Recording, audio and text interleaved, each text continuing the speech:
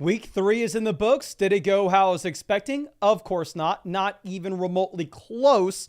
But I will be excited to go ahead and try to figure out how we should be making our moves and positioning our teams going into this next week and talk about everything that just happened.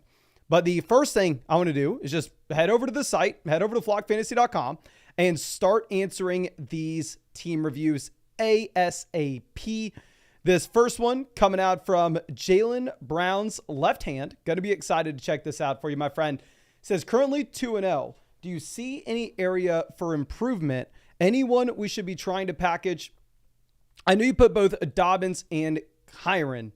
Well, here I do still stand by. I think Dobbins is that quality, or at least was that quality sell high candidate based off the concerns that you're going to have with the overall offense. And now it looks like you're really not going to be able to move off of J.K. Dobbins. Plus the actual usage underlying Dobbins here was pretty damn good this past week, where Gus Edwards was essentially just completely removed from this offense. And then Sean McVay showed, you know what? It doesn't matter if there are 5 offensive linemen on the IR. It doesn't matter if there's no Puka. It doesn't matter if there's no Cooper Kupp. I am the best coach in the NFL, and we are going to get the job done. Now, checking out this team with the league settings, this is a 10-team start 8 format. So you can't start up to 4 wide receivers from week-to-week perspective. So the depth here is a little bit more important than a regular 10-team league, but still at the same time, we should naturally expect there are some pretty quality options that you can get down off the waiver wire. And looking at this with the league analyzer, we currently have the second most valuable squad. And you're beginning to see with the league analyzer, right, that there are really the teams that are separating themselves from the rest of the pack, and the teams that are really being left in the dust as the season goes on, which is very different than what you had previously, where it did seem like everybody was a lot closer together right after drafts happen. But let's go ahead and let's dive into this team. The first squad here is going to have Jalen Hurts here at QB. Obviously, with Hurts, it's a quarterback that we can roster every single week going into the future. I mean, we don't necessarily have to have a backup quarterback here. So I think it's a perfectly fine QB room. Hurts didn't look great from real life perspective this past week. And at the same time, you can make an argument, well, Mason, come on, man. I mean, with Jalen Hurts, he's led the NFL in turnovers if you were looking at the second half of last season and the beginning of this year, but that doesn't really impact us that much from a fantasy football perspective. And I do think that he's even better when we get A.J. Brown and Devonta Smith back in. Now, going over to what we have at running back, currently sitting with a couple anchor RBs at the very top. We have Brees, we have Kyren, 2 top 10 running backs that you can start every single week going into the future. So we have 2 RB1s with this team. This is why this team is so damn high with the league analyzer. Don't know how anybody has a better running back room than us. I mean, this team has Bijan, Kamara, Aaron Jones. Yeah, I mean, their running back room's pretty good. But, I mean, here, we even have the depth with Dobbins, Kenneth Walker, and Zach Charbonnet. So, honestly, if you could pivot off of J.K. Dobbins, specifically in this construction where you are already loaded at running back, where if you could potentially sell J.K. Dobbins in a 2-for-1 deal with one of these other receivers that we have, maybe you're looking at somebody like Chris Godwin and seeing if you can get to a true elite alpha wide receiver 1 rest of season. I actually think that would be extremely interesting just because you can afford it with all the other running backs that you have on this squad. Now, obviously, we wouldn't do it just for anything. We would need a premium placed, as you do have Edwards, as we already mentioned, really scaling out of this offense. And Dobbins is turning into that every down player. Now, going over to wide receivers. We have Debo, Godwin, Higgins, Flowers. We have Shakir, Jordan Addison, Shaheed. So we have a bunch of startable receivers and not necessarily someone that I feel comfortable projecting out to be a top 10 option rest of season, week in and week out.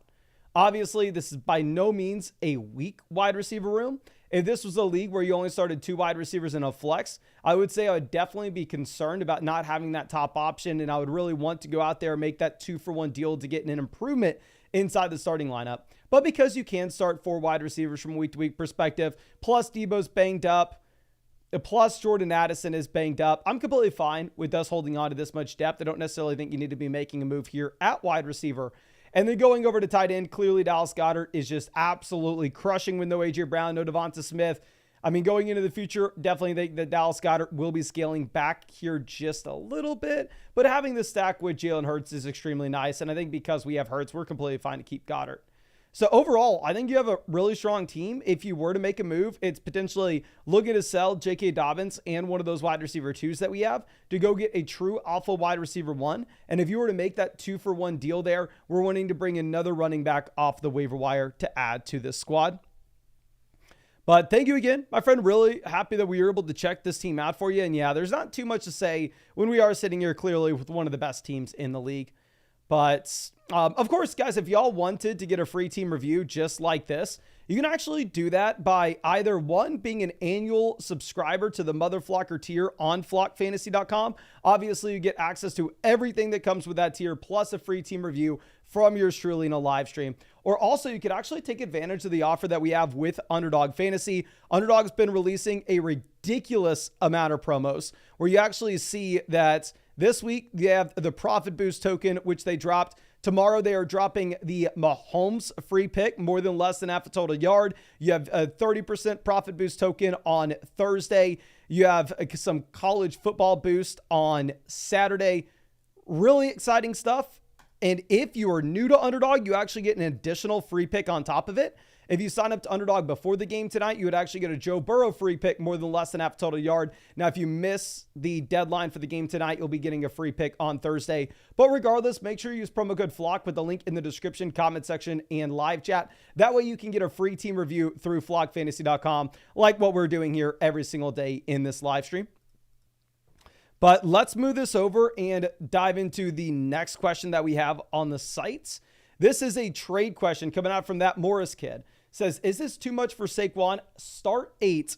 I'm 3-0. Running backs are CMC, Jordan Mason, Braylon Allen, Jonathan Brooks. So running back, we are loaded up for the long term. Short term, maybe not. So honestly, I'm completely fine with you making this deal. If we're 3-0 and you're telling me, Mason, the only thing I care about is long-term upside. Obviously, Neighbors and David Montgomery are both absolutely crushing. But we are trading, say, a low-end wide receiver 1, high-end wide receiver 2. And we're trading a mid running back 2 to go get one of the best assets in fantasy football. Can y'all please spam the chat? Would you rather have the Barkley side of this or the David Montgomery side? Would you rather have Saquon Barkley or David Montgomery and Malik Neighbors? Please let me know. On board says, who should I try to trade away Mark Andrews for? Good luck. Trade away. I mean, if you're trying to trade away Mark Andrews, you have to be playing a league where nobody's paying attention. But looking at the chat, we have 1 vote Barkley, 2 votes Barkley, 3 votes Barkley, 4 votes Barkley. It does look like the majority of the people are on the Saquon Barkley side here as well. Dylan says, how do I use the website to ask a question? I paid, just don't know how to send you a question. So if you wanted to purchase a question through flockfantasy.com, you can actually find the, I'll just show you here real quick. You can go over and this comment button in the top right, you can ask anybody on flockfantasy.com a start sit question. You can ask them for a roster review. You can ask them for a trade question. Like I said, if you wanted that team review from myself, I would definitely recommend using the Underdog promo. That way it is free. But let's move this back over to the next deal. This is coming out from Vander. It's Brandon Ayuk versus Garrett Wilson. Both wide receivers slid down my rankings a bit this past week. I think I am going to go ahead and take Garrett Wilson over Brandon Ayuk. However, I mean, Ayuk was set up for the perfect smash spot this week. No Debo, no Kittle, no McCaffrey. The offensive volume is still there, which honestly was the main concern I had. But just when Juwan Jennings can come out and eat Brandon Ayuk's lunch, that's not happening to Garrett Wilson right now. I understand that Alan Lazard has been great, but Ayuk is not seeing the same level of target volume that Wilson is. And then we go with the guy with the market share numbers with Garrett Wilson, especially when Ayuk's going to have additional players added to his offense very soon. Now let's go ahead and let's check this team out for Austin. This is Baris's Pieces. Says, hey Mason, I see I have the highest ranked team on the website, but I don't know what you think we should be doing to make the team better. I don't know what to do with Mason or Dobbins. So a couple things. One, I think Jordan Mason is a sell if you don't need him, where if you were to pivot from Jordan Mason to, say, a running back on your bench, and that running back's like Kenneth Walker, then honestly, I think you can go ahead and sell him. You have more than enough running back depth. However, if you're telling me, oh, Mason, my name is Mason, I know that may be confusing, but I have to sell Jordan Mason, and now all of a sudden the running back I'm playing is, I don't know, it's Javonte Williams, then obviously we hold on to Jordan Mason, even if he is that ticking time bomb, is going to lose a ton of value soon. And then in terms of what we were doing with J.K. Dobbins, I had Dobbins as the sell high candidate last week, given the concerns that we had with the offense stepping backwards with much tougher matchups going into the future. And Dobbins doesn't really have a massive receiving role. But now that you have the injuries to Joe Alt and Justin Herbert, I do see, at least in these live streams, the comment section that I've been reading as well, where people are actually a lot lower on J.K. Dobbins now than they were. So honestly, I think you're less likely to sell J.K. Dobbins this week than I would have recommended for you to do a week ago, especially knowing that the usage will look pretty damn good if you were comparing him to Gus Edwards. Now, anyway, checking this out, we have the number one team with the league analyzer going over and looking at the squad. Quarterback, we have top end QB, don't need a backup. We are sitting with Jalen Hurts, obviously super excited about it. And here, this is going to allow us to roster as many running backs as we possibly can, which is definitely going to be advantageous because this is a 10-team league where you only start 2 wide receivers and 1 flex. So in my mind, this is a situation in which we want to be rostering every running back we can get our hands on. That way, maybe we can find the next Jordan Mason. We can find the next Zach Charbonnet, because it is going to be difficult to find a wide receiver off the waiver wire that can come out and safely project to see that type of volume. Obviously, we just had Juwan Jennings absolutely crushed, but I mean, good luck predicting that in the future, where it's much easier to predict like, oh, Kenneth Walker's out, Zach Charbonnet's going to be a must-start guy this week. And going over to running back, we have Breece, the anchor, holding down the position. RB2, we're playing Jordan Mason in the short term. We have Kenneth Walker presumably coming in this next week. We have Dobbins, Moss, Brooks as quality depth pieces as well. So to be honest with you, I think that this is a team that actually can afford to trade away Jordan Mason. Obviously, with Jordan Mason, he is a little bit of that ticking time bomb here. If we were to go through and if we were to look at potentially, say, some of these teams at the bottom with questionable running back rooms, this team has DeAndre Swift as their RB1. So I think what could be really beneficial, not only for our squad, but this team as well, is if we could potentially sell, say, Jordan Mason and one of our wide receivers to go get an elite level receiver. Say you sell Jordan Mason and Nico Collins, or Jordan Mason and Malik Neighbors to get to CeeDee Lamb. I mean, that is an absolute no-brainer. Maybe you go ahead and you sell Jordan Mason and, I mean, we even have some quality wide receivers down here. I think you'd have to get to Lamb. Maybe you sell Jordan Mason and Deebo Samuel to go get to Marvin Harrison Jr. I don't even know if you would do that just because our wide receiver room is so strong. But looking at this team has Jefferson, and their running back room, they just kind of maybe lost out on Rachaad White there as an RB2. So maybe they would be interested in Jordan Mason, where we can send them potentially Malik Neighbors, Jordan Mason, Nico Collins, Jordan Mason, a pivot over to Justin Jefferson. I think that could be an interesting play as well. And then this is the other running back room that we would probably be attacking. They don't really have the depth here. Obviously, they have a fine starter in the short term, but I think you could potentially try to make those same offers that we were discussing over to Amon-Ra St. Brown. Definitely not a guarantee that anybody accepts those, but I think that's pretty much the type of deal that we would be looking to make here. Now, going over to what we have at wide receiver, we have 2 borderline wide receiver ones in a 10-team league here. We have Nico Collins and Malik Neighbors. We have quality wide receiver depth pieces in Drake London and Deebo Samuel. So, I mean, this is a team that doesn't only have the depth at running back, we have the depth at wide receiver as well. And this makes that 2-for-1 deal that much more appealing. And you can even carry this over to the tight end position, where right now we're sitting with Brock Bowers as well as Jake Ferguson. So here at tight end, we have 2 of the really only startable tight ends in fantasy at this point. Like, I have Jake Ferguson here ranked as the tight end 8. And honestly, I kind of want to go through and see who do I have ranked ahead of him, because Ferguson may need even jump some of these other options. Can y'all spam the chat? Would you rather have Jake Ferguson or Kyle Pitts rest of season?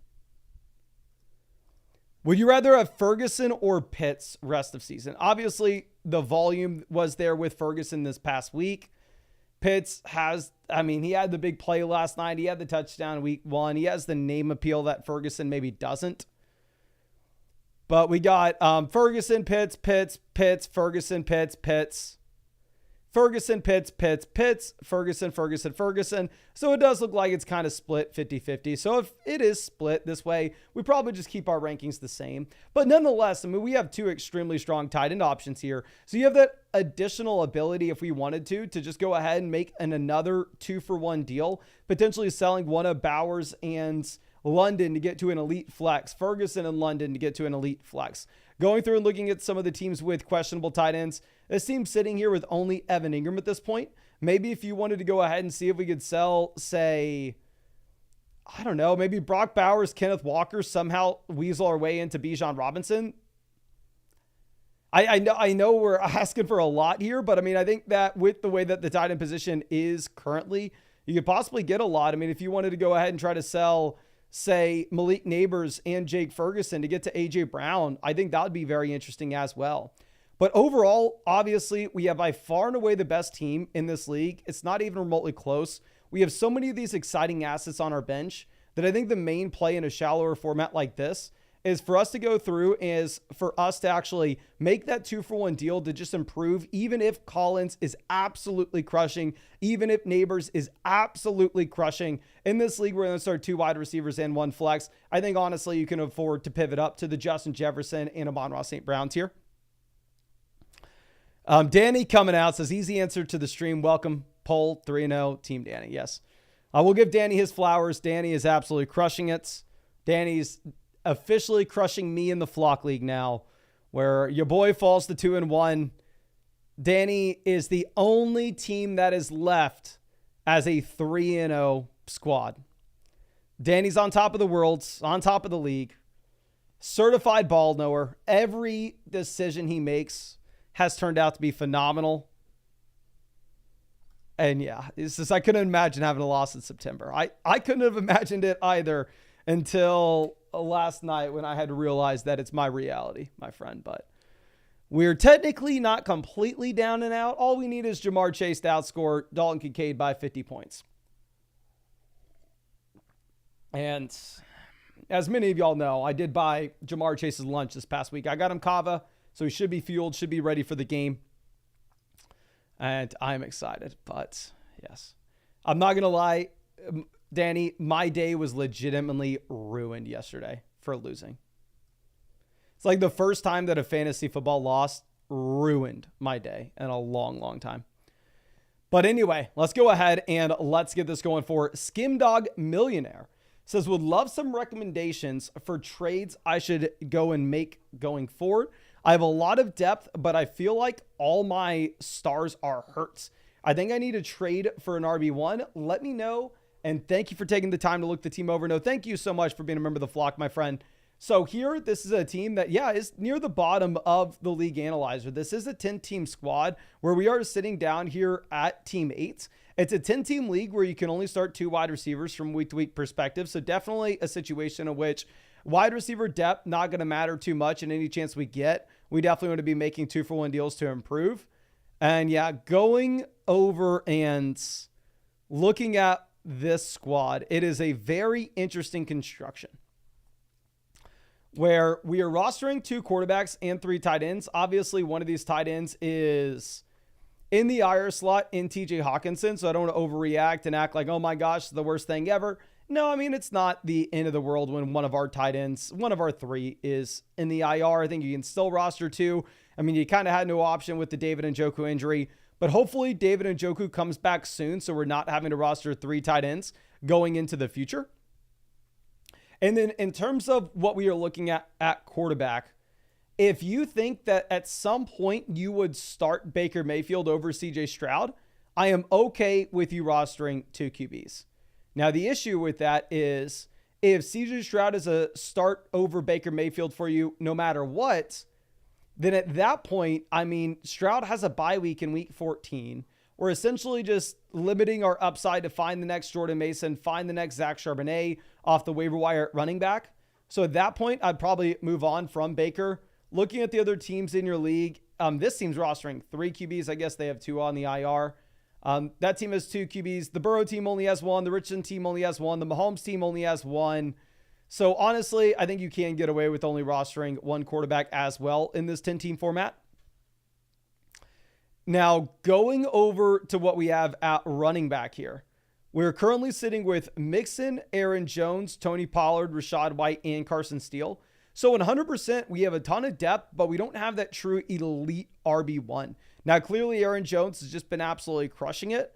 Rachaad White, you even get the worst news that this coaching staff's coming out and saying that Bucky Irving is going to have a larger role going into the future, which Irving has been the better rusher through the first 2 weeks at this point.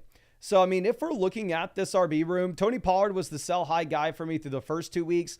Now, at this point, I think he's kind of reasonably priced. I'm not as concerned with the Spears role as I was previously. I think people understand now that this Tennessee Titans offense is horrendous. So, as we look at this running back room, if you could convince somebody to pay up for Rachaad White, I would definitely love to move him off in a 2-for-1 deal. Like, if you could convince somebody to give you an elite receiver for you trading away White and Godwin, I would love that. Going over looking at some of the teams with bad running backs, this team has DeAndre Swift as their RB3. Presumably, if we could trade away, I guess there's maybe not an easy pivot. There's no way we can get to CeeDee Lamb. I mean, if you could sell Rachaad White and A.J. Brown to get to CeeDee Lamb, then we would, but I'd be very surprised if the owner actually accepted that. This team here has, right now, McCaffrey on the IR, so Alexander Mattison as their RB3. So potentially they would be in a position where you could go ahead and you could squeeze out some value here. Maybe if you want to try to sell Rachaad White, CJ Stroud to go get Jalen Hurts. That way we really can feel comfortable only rostering 1 quarterback. This team at running back has Zach Moss, Charbonnet, Braylon Allen, Austin Eckler, Pacheco. Seems like this team with the Pacheco injury is probably our main target for a trade. If we can offload, say, Rachaad White's and maybe package him with that A.J. Brown, Chris Godwin. If we can package him with Godwin and go and get Marvin Harrison Jr., I think that would be awesome. If we could go A.J. Brown and White and get to Amon-Ra St. Brown, I think that would be awesome. In this league where we have the running back depth, you only start 2 wide receivers and 1 flex. So ultimately, it's all about upgrading inside the starting lineup. And yeah, the main reason this team's down here near the bottom of the league analyzer is we are dealing with the Mixon injury. We're dealing with the Puka injury. We are dealing with the Brown injury. We're dealing with the Tua injury impacting Jalen Waddle. Obviously, we have Njoku injured, Hawkinson injured. I mean, this is a team that's just decimated right now. So going over to receiver, I mean, in the short term, we're starting Godwin and JSN. Long term, we're actually going to be getting back A.J. Brown, Puka Nacua, and all of a sudden, it's going to just be a much better wide receiver room overall. But going over to that trade where we potentially sold, say, Rachaad White and A.J. Brown to pivot over to that true elite alpha wide receiver, I think that it is extremely interesting in the context of us dealing with these other injuries. So at the same time, you are in a position where you are heavily incentivized to maybe go ahead and just get a player that's going to be in your lineup producing right this second. And then going over to tight ends, we currently are sitting with Njoku, Hawkinson, and likely. Obviously, there's not too much to discuss here. I mean, if we get David Njoku coming back this next week, then at that point, I don't think you can cut likely, but he's definitely hanging on by a thread here, especially if we get TJ Hawkinson back soon, which I'm really hoping that we do. Obviously, we haven't heard much news about him. But I think that's all I have for you, my friend. The main thing is, yeah, if you can sell one of these depth running backs to get an upgrade at wide receiver, especially upgrade over Waddle, upgrade over A.J. Brown, upgrade over one of these guys that is dealing with an injury in the short term but has more long-term value, because we're already looking at a ton of different players with that profile right now. But let's move over and answer some free questions in the live chat. So please, if you have any questions, go ahead and drop them in. J-Rock Copping and Pace, how do I send my team in for questions? It's all through flockfantasy.com, my friend. So over there on the site, you can hit this little orange comment button in the top right. Go to expert advice. You can submit a team review, trade question, start set question. If you're going to do a team review, I'd highly recommend taking advantage of the Underdog promo we have. It'd definitely be the cheapest way to get it. Biggity Bob says Devontae Adams for A.J. Brown. I'd very easily rather have A.J. Brown here. I mean, you can look at my rest of season rankings right now. I actually spent a ton of time last night updating my rest of season rankings on the site. Obviously, it's going to take a little more time for the other creators to get to them for y'all. But right now, if you're looking at my ranks, I mean, at wide receiver, you can see that I have AJ Brown currently sitting at wide receiver 7 rest of season, hoping that he comes back this week or next. And I have Devontae Adams down at wide receiver 12. Just a very bad offense, aging receiver. Obviously was dominant 2 weeks ago against Baltimore, but I do think that this is going to be a bad offense going into the future. And by the way, over on flockfantasy.com, y'all can see these expert rankings for free. So if y'all ever had a question like that, I would highly recommend just going over to the site. And these rankings are updated pretty much every single day. My rankings will be behind a paywall, but the expert rankings will be free. And also, y'all can always use the trade calculator as well.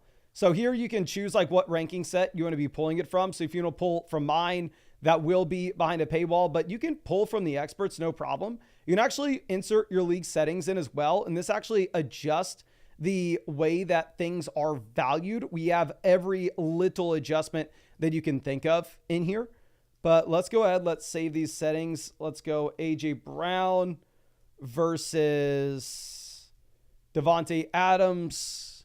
Yeah, if you were to go ahead and make this trade, I do think that you're a clear loser. I mean, if you're looking for somebody that you could potentially add in to even it out, you can actually scroll down and see with the trade finder that we have down here, you can see real trades that were made involving both AJ Brown and Devontae Adams. So it does look like you're having to pivot over and get a couple of these additional receivers like Worthy, Kupp, Shaheed. So if you wanted to make this move, maybe, I mean, you go ahead and you add Xavier Worthy to this side. And then at that point, it can be viewed a little more in a fair light, but you definitely need that additional piece here, of course. Okay. And y'all can access that trade calculator or in the trade finder as well for free on the site. Trevor says, Mason, you would not believe the team I assembled this year. Well, I don't even want to hear it, my guy, because I am freaking pissed about my own team. I mean, I am 2-1 right now. I feel like I am just getting clapped where I have no confidence with my team going into the future.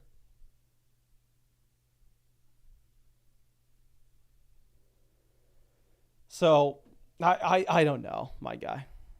This is tough. Swift, horrible.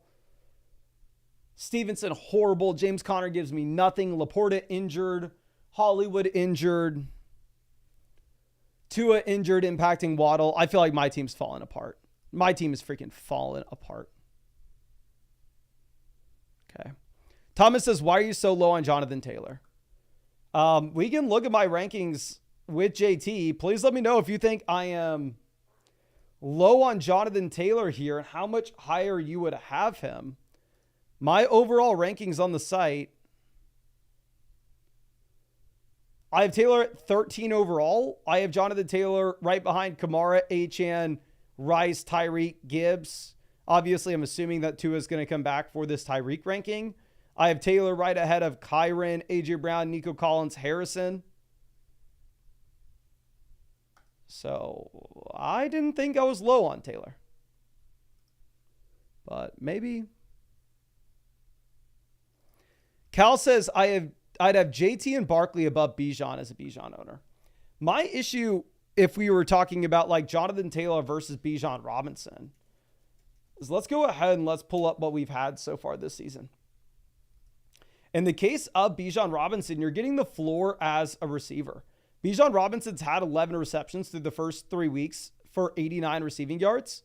Whereas if you're looking at what we have with Jonathan Taylor, on the other hand, is sitting with 3 receptions so far through the first 3 weeks.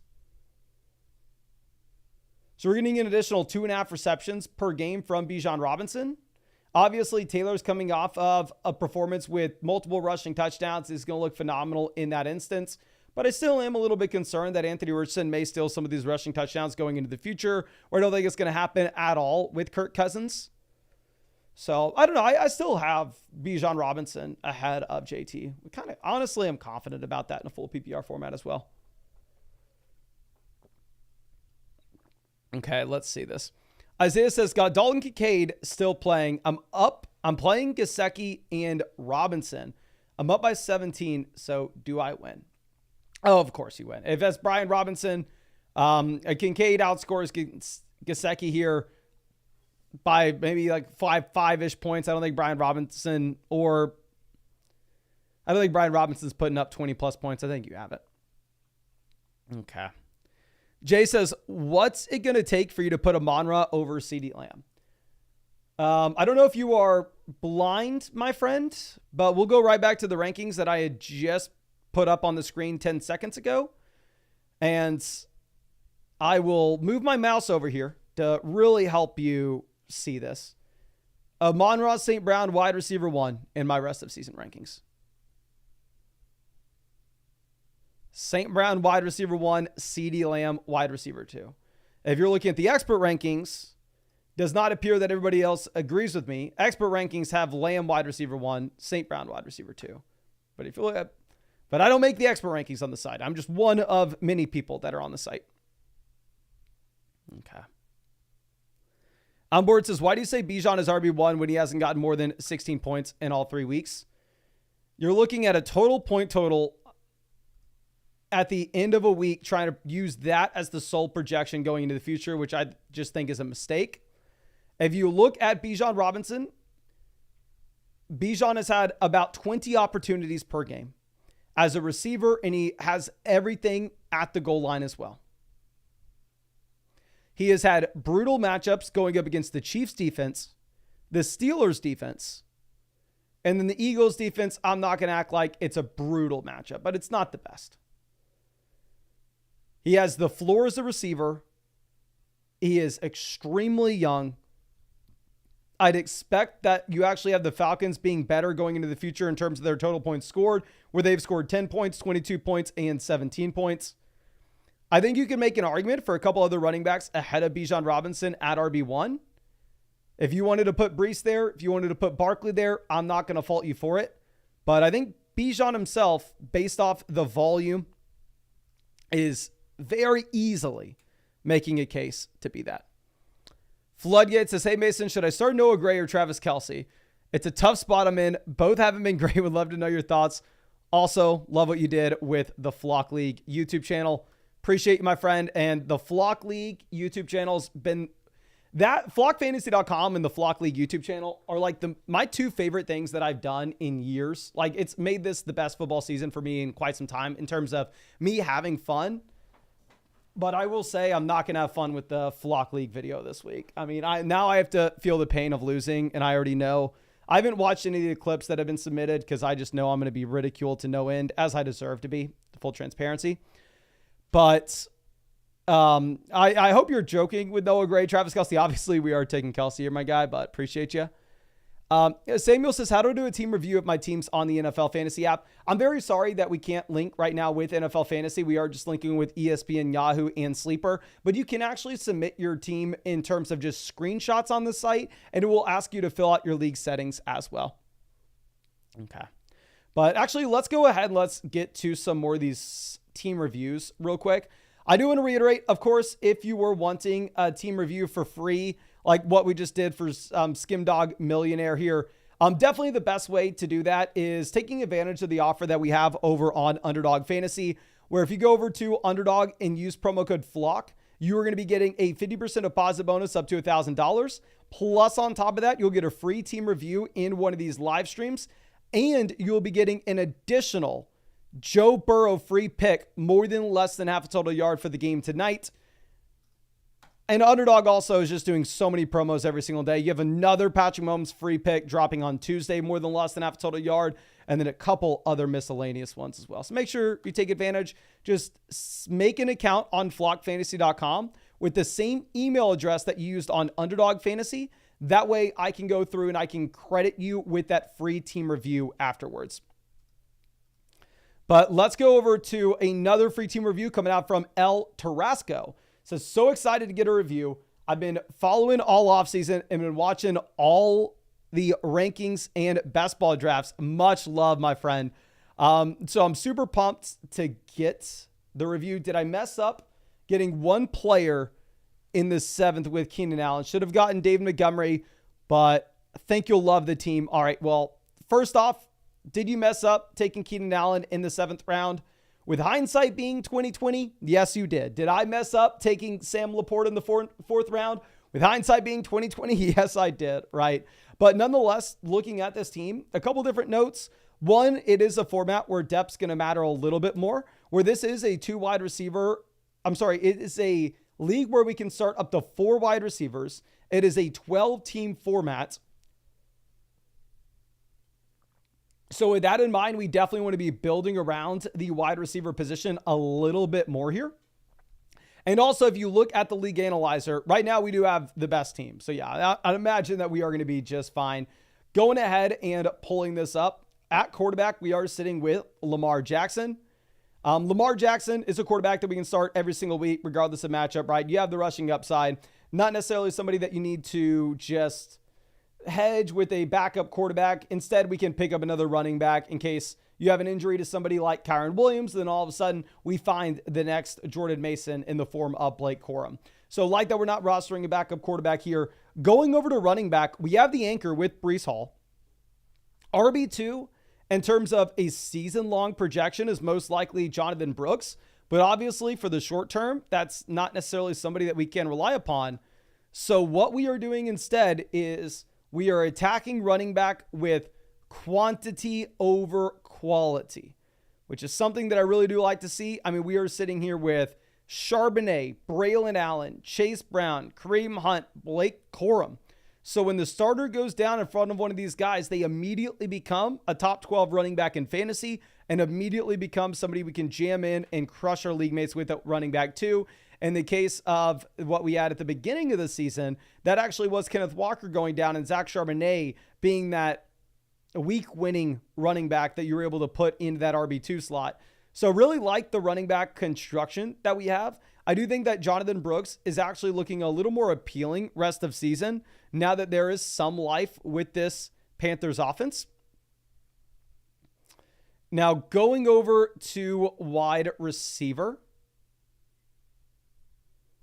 we are sitting with Rashee Rice, Nico Collins, Marvin Harrison Jr., DJ Moore.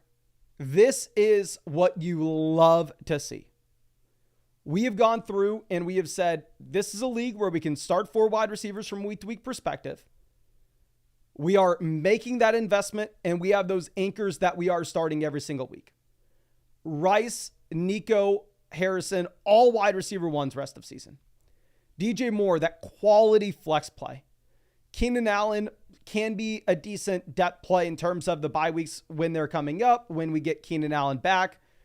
To be honest with you, in terms of projecting Jalen Polk out, I actually probably would either cut Jalen Polk for another receiver off the waiver wire,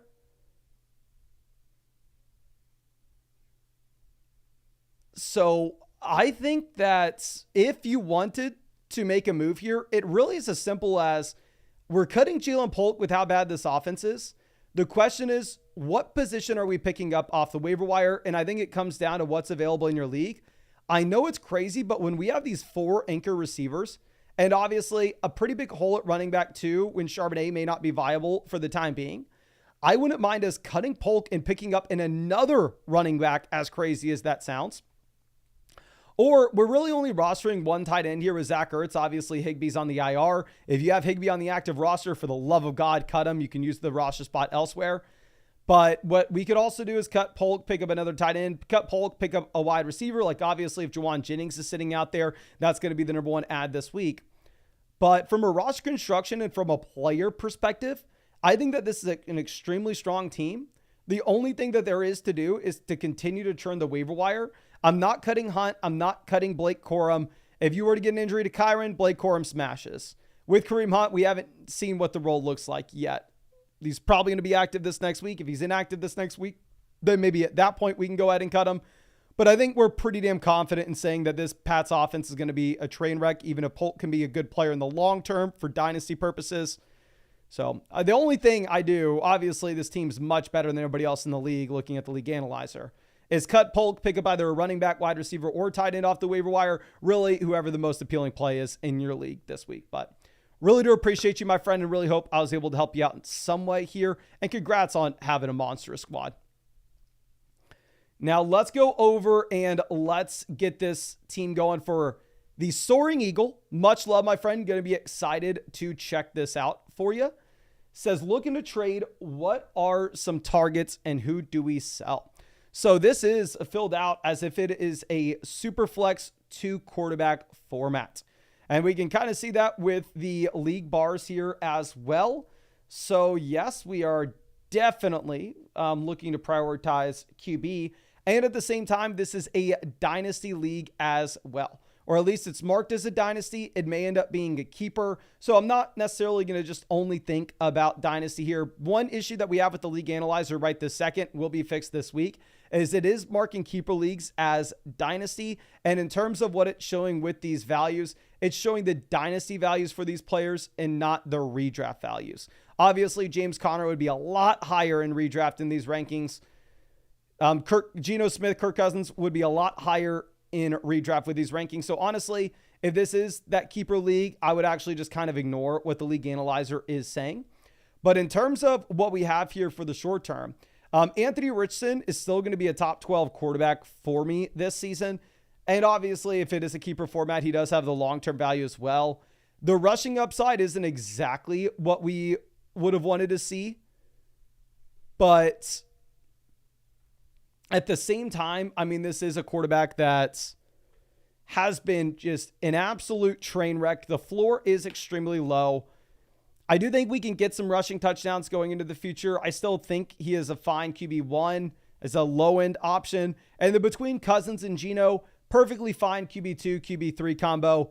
I think you're in a good spot to just go ahead and play the matchups between these two QBs and obviously use the other one for the buys and use the other one if we need an injury fill-in. But Andy's saying, thank you for the team review. Mason, much love for the flock. We'll keep pushing running backs. Thanks again. No, thank you. And congrats on having a team that's much better than mine. Congrats. But going over to what we have at running back here. For the short term, Travis Etienne, probably a low-end RB1, high-end RB2. James Conner, low-end RB1, high-end RB2. J.K. Dobbins, low-end RB2 with how bad this offense will be with the Joel and Justin Herbert injuries. Jalen Warren gets banged up here, so he's not going to be anything, but we have the short-term play of Jordan Mason. But in terms of what we have with this running back room, it's a perfectly fine situation where we have a lot of starters. We just don't necessarily have the anchor player at the very top, whether that's Breece Hall, whether that's Bijan Robinson. So obviously, if this were to be a situation in which we could go and get that running back upgrade, I really would like to do so. However, I just don't necessarily know if we have the depth in this instance. Now, going over to what we have at wide receiver. We are currently sitting with Justin Jefferson, Nico Collins, Rashee Rice, Keon Coleman. I believe this is listed as a start 8 format. And if we're including the Superflex in that, then we're in a situation where we're really only starting up to 3 wide receivers from a week-to-week perspective. So the wide receiver depth doesn't matter in the slightest here. And we are looking at 3 guys that are must-start players for us every week in Jefferson, Nico, Rice. These are all top 10 wide receivers rest of season. Keon Coleman does have the upside to continue to expand his role and actually be better as we go through the buys. So it's a wide receiver room that I don't think we're rostering too many players. Seems extremely well balanced. Great spot overall. Going over to tight end, obviously Sam Laporta gets banged up, so we are going to have to go through. We're going to have to pick up another tight end to potentially play here in the short term. It's not like Laporta was super good, I mean, to begin with anyway. So as we sit here with this squad, I think the main thing that we would be looking for is if we could potentially just open up a roster spot to give us more waiver wire maneuverability, if that's a word. Or no, that's not how you say the word. But anyway, because if we're looking at this team with how it stands right this second, I mean, you are in a situation in which, I mean, who do we cut to pick up a tight end? We cut Darnell Mooney. Darnell Mooney is the worst player on this team. Do I want to cut Darnell Mooney? No. Do we have to cut Darnell Mooney? I don't think so. Because we have the depth at running back where we actually have plays in the short term like Travis Etienne and James Conner, I actually think that this is a team where we could go through and we could look to sell Jordan Mason in a 2-for-1 deal to actually just get a long-term upgrade in the starting lineup whether that's going to be at quarterback or whether that's going to be at running back. Obviously, can't really be at wide receiver. We're already crushing at receiver. And just give somebody the depth piece where they actually probably need a starting option, and we just simply don't here. So if we go ahead and we look at the rest of the league, this team doesn't really have the quarterback value. They don't have they don't have a ton of running back production with the Mostert injury. If we could send them, say, Jordan Mason and maybe like Nico Collins and pivot, I don't even know if we do that, to be honest. Yeah, that team probably doesn't make sense for a trade. This team has CJ Stroud. Maybe if you wanted to go ahead and see if we could sell them Jordan Mason and Kirk Cousins or Jordan Mason and Geno Smith to pivot up to CJ Stroud for the long term. We're at running back right now. I mean, they really don't have a solid RB2. So I think that could be something that this team is potentially interested in. Going over to this squad right now, their RB2 is DeAndre Swift. So potentially we could sell them, Jordan Mason, and either Kirk Cousins or Geno Smith to pivot over to Lamar Jackson. And then here, looking at this team, they have more than enough running back production. They will be fine. This team has right now Devin Singletary, and there's their RB2, but they don't have anybody at quarterback either. What we could potentially do with this squad here is if you felt comfortable, you know what? Since we only have 3 quarterbacks, probably don't want to do it. I was going to say we can maybe sell one of our bottom end QBs with Mason to try to pivot up to Saquon Barkley, because this team's only starting Baker Mayfield right now. So obviously they need another body there, but probably not a comfortable situation. This team is this team's garbage top to bottom. There's no reason we would ever trade with that team. But in terms of if this was a keeper league or if this was a dynasty format, obviously it's a team that is so damn strong this season, and we have a lot of these contending assets anyway, that I do think that we should be gearing our mindset to how we can take this down and win in 2025 regardless. But I think you're in a great spot, my friend. I think you should have, some maneuverability with selling Jordan Mason in a 2-for-1 deal, getting a long-term upgrade in the starting lineup. We have the running back depth to afford it, while at the same time, we need to open up a roster spot anyway because we have the Sam Laporta injury and we need to pick up that additional tight ends. But I think that's all I have for you. Again, thank you so much, my friend. Really do appreciate you and really hope that I was able to help you out in some way here. But let's go over and actually we'll answer some some trade questions. So we'll go over to the live chat free questions for a second. Snubs coming out, says huge week from Kyron and Aaron Jones. Brees owner wants a better RB2. Is this an overpay? Is this team linked? This team is linked. So if we were to make this trade, our squad, we're sitting with Brees at RB1, Najee at RB2, wide receiver 1, St. Brown, wide receiver 2, Lamb, flex T. Higgins. We have Waddle as well. This is just a monstrous squad. I think it is a quote-unquote overpay for Breece Hall. But at the same time, Breece Hall is one of those players that if you are going to get, you need to overpay. And honestly, I think I go ahead. I think I take Breece. Can y'all spam the chat? Would y'all rather have Jones, Kyron, or Breece Hall? Jones, Kyron, or Breece Hall here?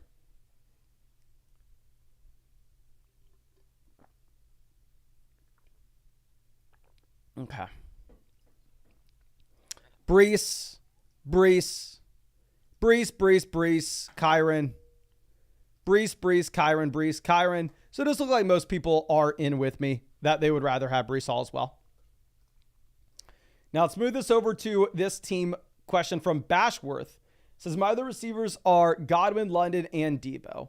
I think that Malik Neighbors will maybe be almost back-to-back with Tyreek Hill in my rankings this week, maybe giving Malik Neighbors the slight edge. But because I personally do expect that Tua is going to be back this season, I could very easily be wrong with that assumption. But because that is my assumption, I would rather just go ahead. I would rather take Tyreek Hill straight up over Malik Neighbors. And I think we're going to answer this, then go to some of the questions for free in the chat. So please, if you have any questions down there in the live chat, let me know. I'd be happy to answer as many as I possibly can. I saw a question regarding a voucher earlier. Let me see if I can find who that was from. S Green says, hey Mason, I signed up, but it says I have 0 vouchers. Any ideas? So if you signed up to Underdog Fantasy like yesterday or the day before and you still don't have a voucher on flockfantasy.com, please reach out to me. You can email me, mason.at_flockfantasy.com. Preferable way is you just shoot me a DM on Discord, which the link is in the description. But if you signed up to Underdog Fantasy today with code FLOCK, you're not going to get your voucher until tomorrow. Underdog sends me a list of all the email addresses that signed up with code FLOCK and made that $10 deposit the morning after every day. So like tomorrow morning, they'll give me that list and then we'll go ahead and we'll give everybody those free team vouchers. SH says, what's Tyreek's value right now for a running back? If you're off to a slow start, what running back should you aim to win right now? So going ahead, looking at my rankings, I have Tyreek, or we'll look at my rankings. Let's not look at the expert rankings. I have Tyreek Hill right in between like Jahmyr Gibbs and Devon Achane rest of season here. If you were like 0-3 and you're going, man, I really need some points right now, I really need a win right now, I think you could sell Tyreek for Gibbs, Achane, Kamara, Taylor, Kyron. Now, if you're 3-0, I don't know. I think maybe you hold off for Tyreek. Okay. Now, let's move this over. Foster says, trade Godwin and James Conner for Breece in a full PPR format.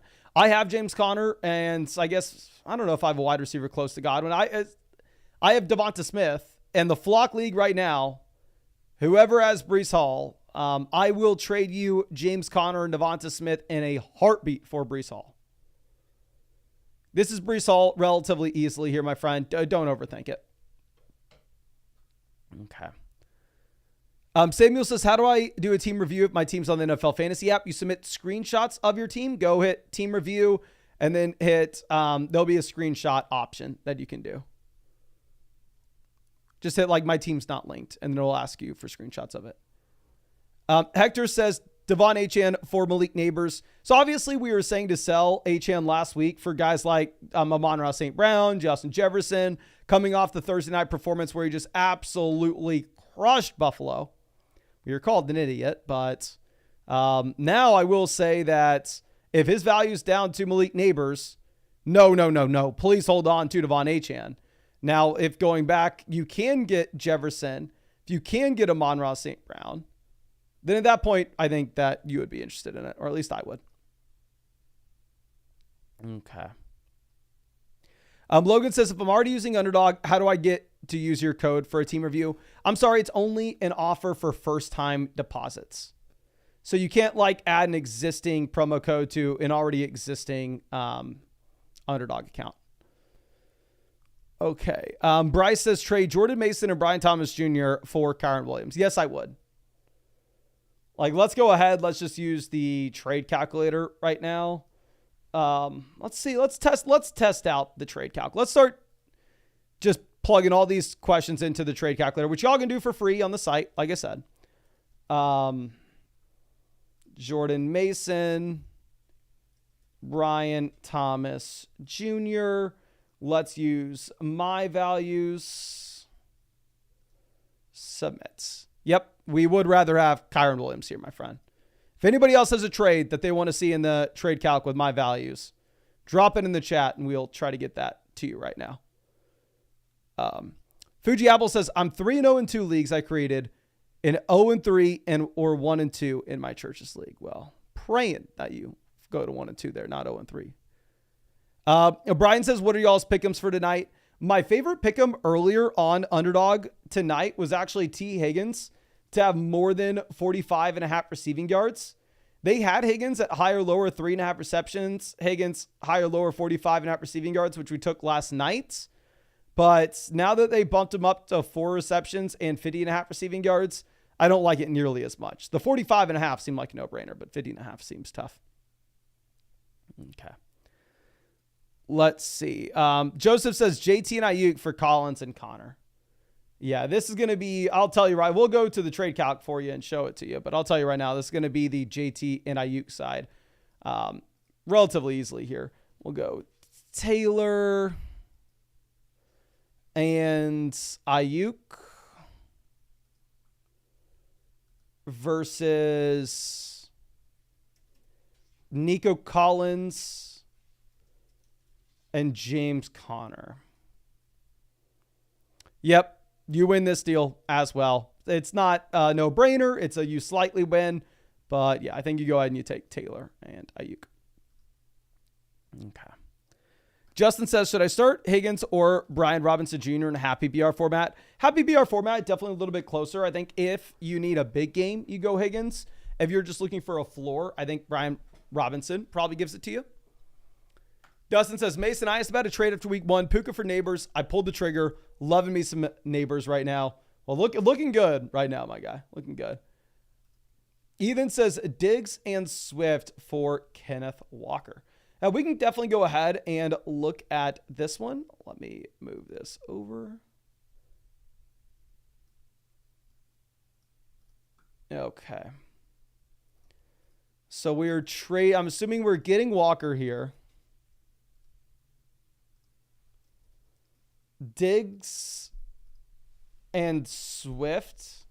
It's going to be an extremely close deal. The thing is, if you're looking at my rankings, I have Diggs ranked 50th overall and Walker ranked 45th overall. So you're getting Swift for pretty much free for a lateral move there. So I do think it's kind of up to you. It says you slightly lose, but honestly, it's just because I have been very high on Stephon Diggs. Okay. Jason Breaker says, what would you buy Cup for right now if you're off to a hot start? So let's see something here. Cup.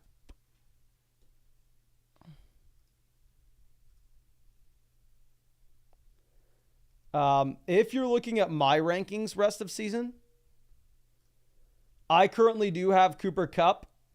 Ooh, these are the expert, not mine. Let's add mine.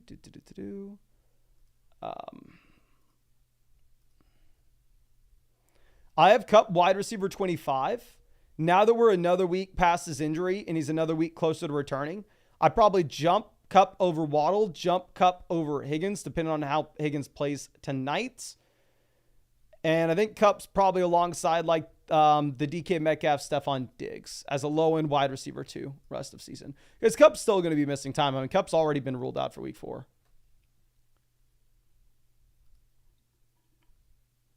Yeah, and Unlimited confirms Kupp just confirmed out Sunday. Okay. Let's move this over. Ivan says Deontay and Waddle for Kenneth Walker. And we can go ahead and we can put this into the trade calculator. I'm going to tell you right now, most likely is going to be the side with Deontay Johnson and Jalen Waddle. Looking at the overall rankings for Waddle, these are the expert. We definitely want to be using mine. Mine are the most up to date. But yeah, Deontay Johnson, I've already moved up my rankings in a big time way. So yeah, I think it is the Waddle and Deontay Johnson side. Like Deontay looks like somebody that you can start from week to week perspective here on out. Okay. Bronco says AJ Brown for Jahmyr Gibbs. I would rather have Gibbs rest of season here. But let's move back over to the site and make sure that we can get to some more of these questions. And of course, if you were wanting to get any questions answered, you always can through flogfantasy.com. You can find that link in the description, in the comment section, or you can just type in flogfantasy.com. But if you wanted that team review, definitely the cheapest way to get it is by taking advantage of the picks that you have over there on Underdog Fantasy, where if you use promo code FLOCK on Underdog, you will get a 50% deposit bonus up to $1,000. Plus, you will get, Underdog has a bunch of promos dropping this week. They have a Mahomes free pick dropping tomorrow. They have Profit Boost on Thursday. And if you're new to Underdog, you actually get an additional free pick. For tonight, that would be the Joe Burrow free pick, more than less than half a total yard. And you get a free team review through flockfantasy.com. Just make sure that you make an account on flockfantasy.com with the same email address that you have on Underdog Fantasy. That way we are able to find your account and to credit you with a free team review. Okay, let's move this over.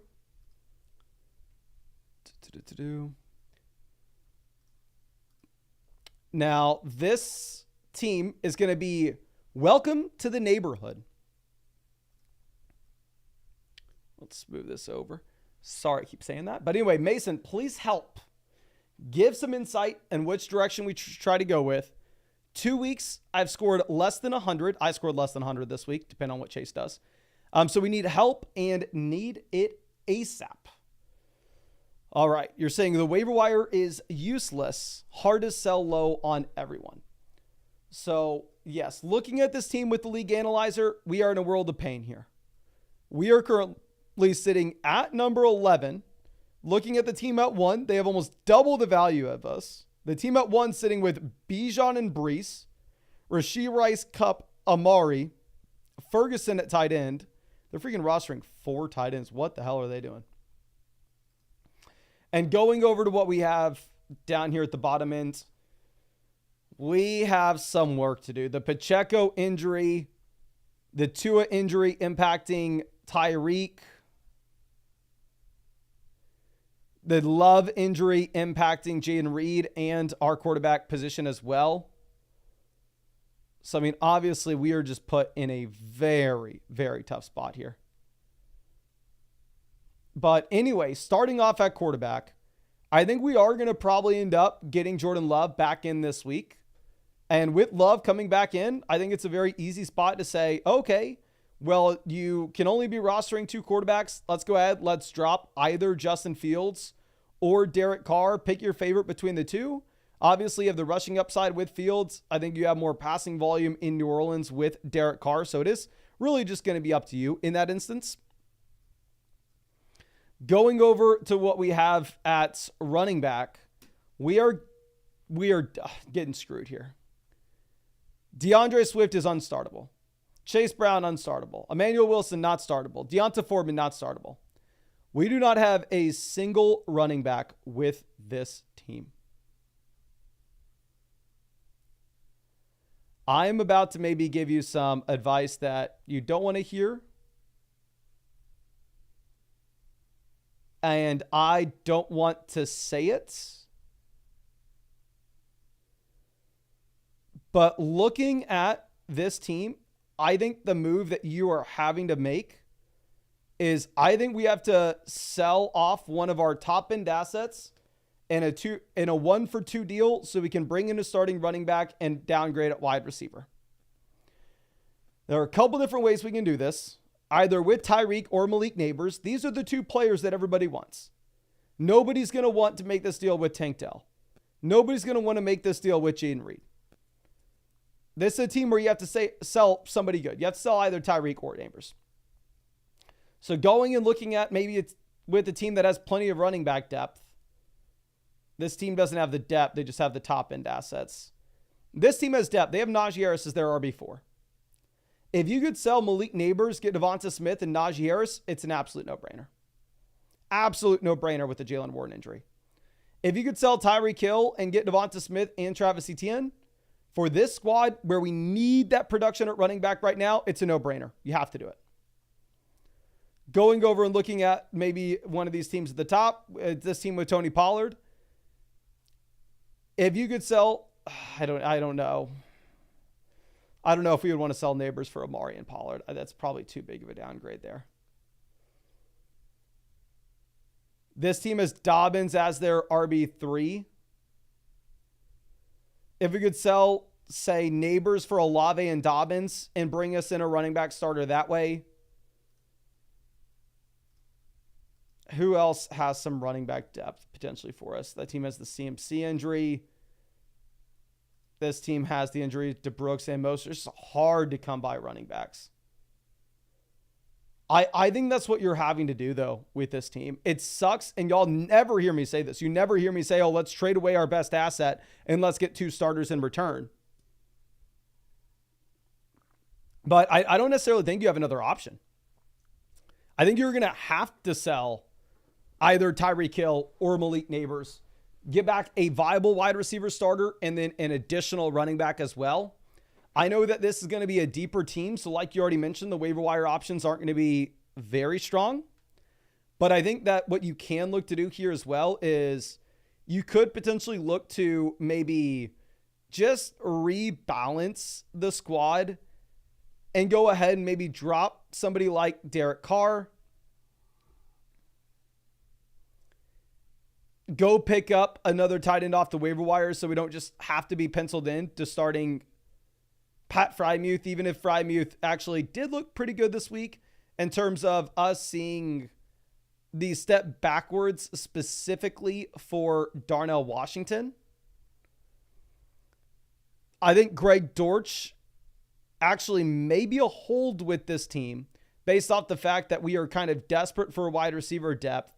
And at the same time, Trey McBride going down actually does open up a few targets to go over to these secondary options at wide receiver.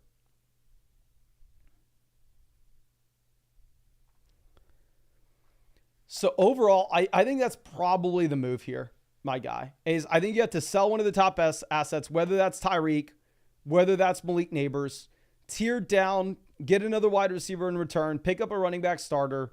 We need that running back starter. We can't start DeAndre Swift and Chase Brown as our two running backs this next week.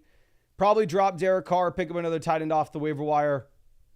And yeah, send up a prayer that somehow DeAndre Swift turns it around. But obviously, like you already mentioned, it's not like we can tell you, oh, hey, we want to sell DeAndre Swift. Nobody's paying for DeAndre Swift. You're not going to get anything. Now let's go over to this team review for Air. This is Sunday Driver. My friend, thank you for being a member of the flock. Going to be excited to dive into this for you. Now, this is a league where you only start 2 wide receivers and 1 flex. So if you start 2 wide receivers and 1 flex, we are highly incentivized to just make 2-for-1 deals and get the best piece in our starting lineup any chance that we get. And going ahead and looking at this, quarterback, we are sitting here with Jordan Love, Derek Carr. So obviously getting Jordan Love back in, we are definitely going to be much better than we are currently.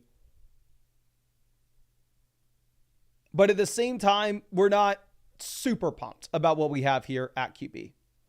Like ultimately, if we are looking at Jordan Love, you don't have the rushing upside. Very good real life player, but because he's not going to run the ball at all, maybe he's a little bit capped from a fantasy football perspective.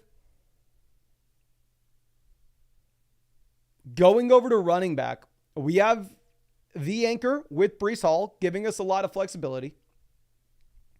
We have James Conner as a viable RB2 in the short term. We have Zach Moss. We have Jonathan Brooks as the viable running back replacement if anything does happen to James Conner in the long term.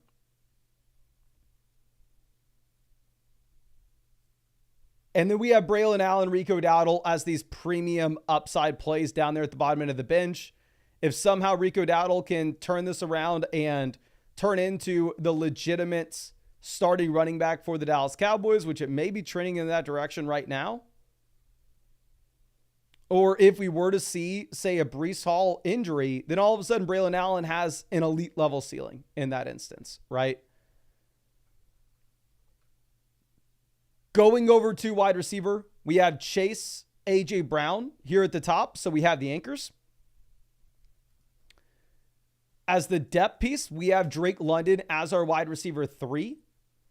So we have 3 guys that we can start every single week. Beyond this, the depth doesn't matter as much. We have Ladd McConkey, Quentin Johnston for the long-term upside. Obviously, the injury to Justin Herbert will negatively impact both of these receivers, at least in the short term. Hopefully, Herbert's fine in the long term, and we can actually see the upside play out. We have Brandon Cooks. Honestly, I think Cooks is the borderline droppable at this point. I just don't see where the ceiling comes from. Like, when could you ever start him in a league where you're going to start 2 wide receivers in a flex? And then going over to tight end, we are sitting with Dalton Kincaid, who we'll see tonight, but I'm still expecting Kincaid is that guy you can start every week regardless. So overall, I think that this is a team that you have so much value, and you can see it with the league analyzer as well, where we are the number 1 team. Now we're also pretty much tied with the top 4 teams are all kind of juggernauts in this league. But what I would really love to do is I think you have the depth where we can afford to go and trade for an elite QB. Like if you could sell James Conner and Jordan Love and go get Lamar, go get Jalen Hurts, go get Josh Allen, I think that'd make a ton of sense. To go through and look at some of these teams with top quarterbacks, this team with Jalen Hurts is dealing with this team, but I guess they have running back depth. They don't necessarily need to make that trade with you. I mean, this team with Josh Allen right now this week started Jerome Ford, Cam Akers. So, I mean, you could very easily see them say, okay, yeah, I really need an additional running back starter. We could potentially send them, say, James Conner as well as Jordan Love, get up to Josh Allen, the quarterback with the elite rushing ceiling and passing volume. But you don't really need to make any move in this league with us sitting with the best team overall. If we were to make a trade, however, I think as we capitalize off the fact that we're probably one of the very few teams that has enough running back production to go around and make that 2-for-1 deal where we can hopefully get that improvement to an elite level QB in the starting lineup. But thank you again. Really appreciate you and hope I was able to help you out there, my guy. But let's move this over and answer some free questions in the chat. So if you have any questions, please drop them below. Not Will says, I use code FLOCK for the free team review, but it still costs money. Anyone know why? So if you use code FLOCK on Underdog Fantasy and you're not getting the free team review on flockfantasy.com, 2 reasons. 1, you do have to deposit at least $10 on Underdog. So that is one thing. And 2, Underdog gives me the list of the email addresses for everybody who used promo code FLOCK on Underdog the morning after that they did. So if you just signed up to Underdog Fantasy with promo code FLOCK, you should get your free team review voucher tomorrow morning.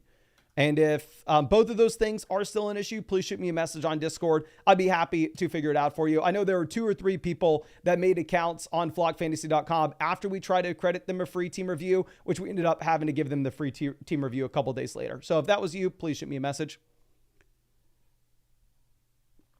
Connor, if you're having an issue linking your team, please shoot that message in the Discord in the site issues section, and one of the developers will be very happy to help you out. Susboy says, is it time to trade Achane? Would it be worth offering Achane and Pickens for Breece Hall? I have Bijan and Mason as my RB1 and RB2 outside of Achane. Do y'all want to do something funny here? This may be the first time that we've ever done this on the live stream. And I'm not going to make this a regular thing, but whenever I am ridiculed to this extent, maybe I'm allowed to. Maybe I'm allowed to. 7 great running backs you should sell high. Let's go ahead and let's potentially, let's read some of these comments here. All right. Let's read some of these comments. Ooh, I'm sorry about that. Okay.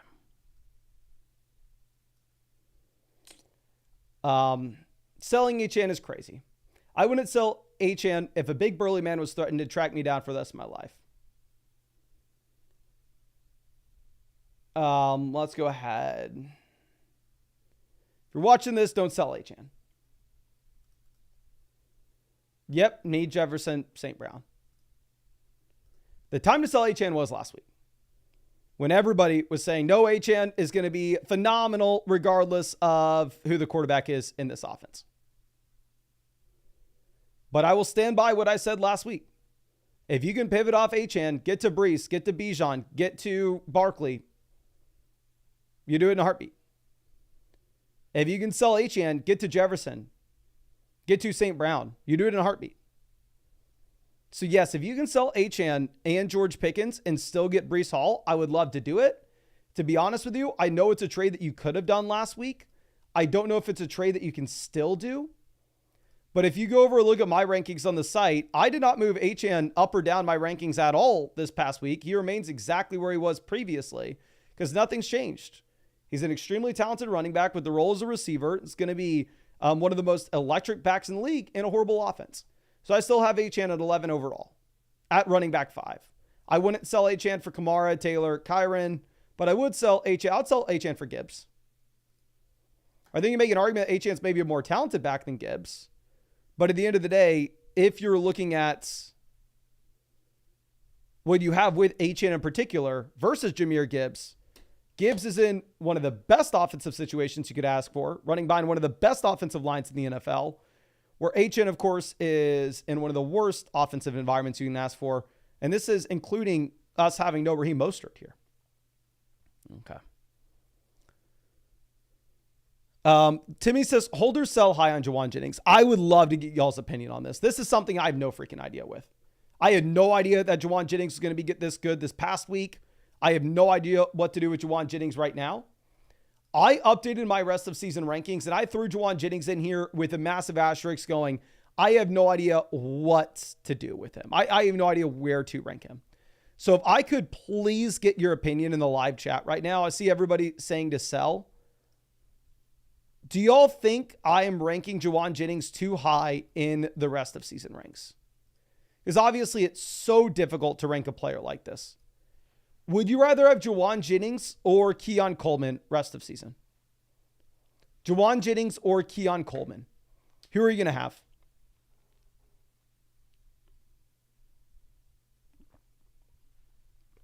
Okay. We got Keon, Juwan, Keon.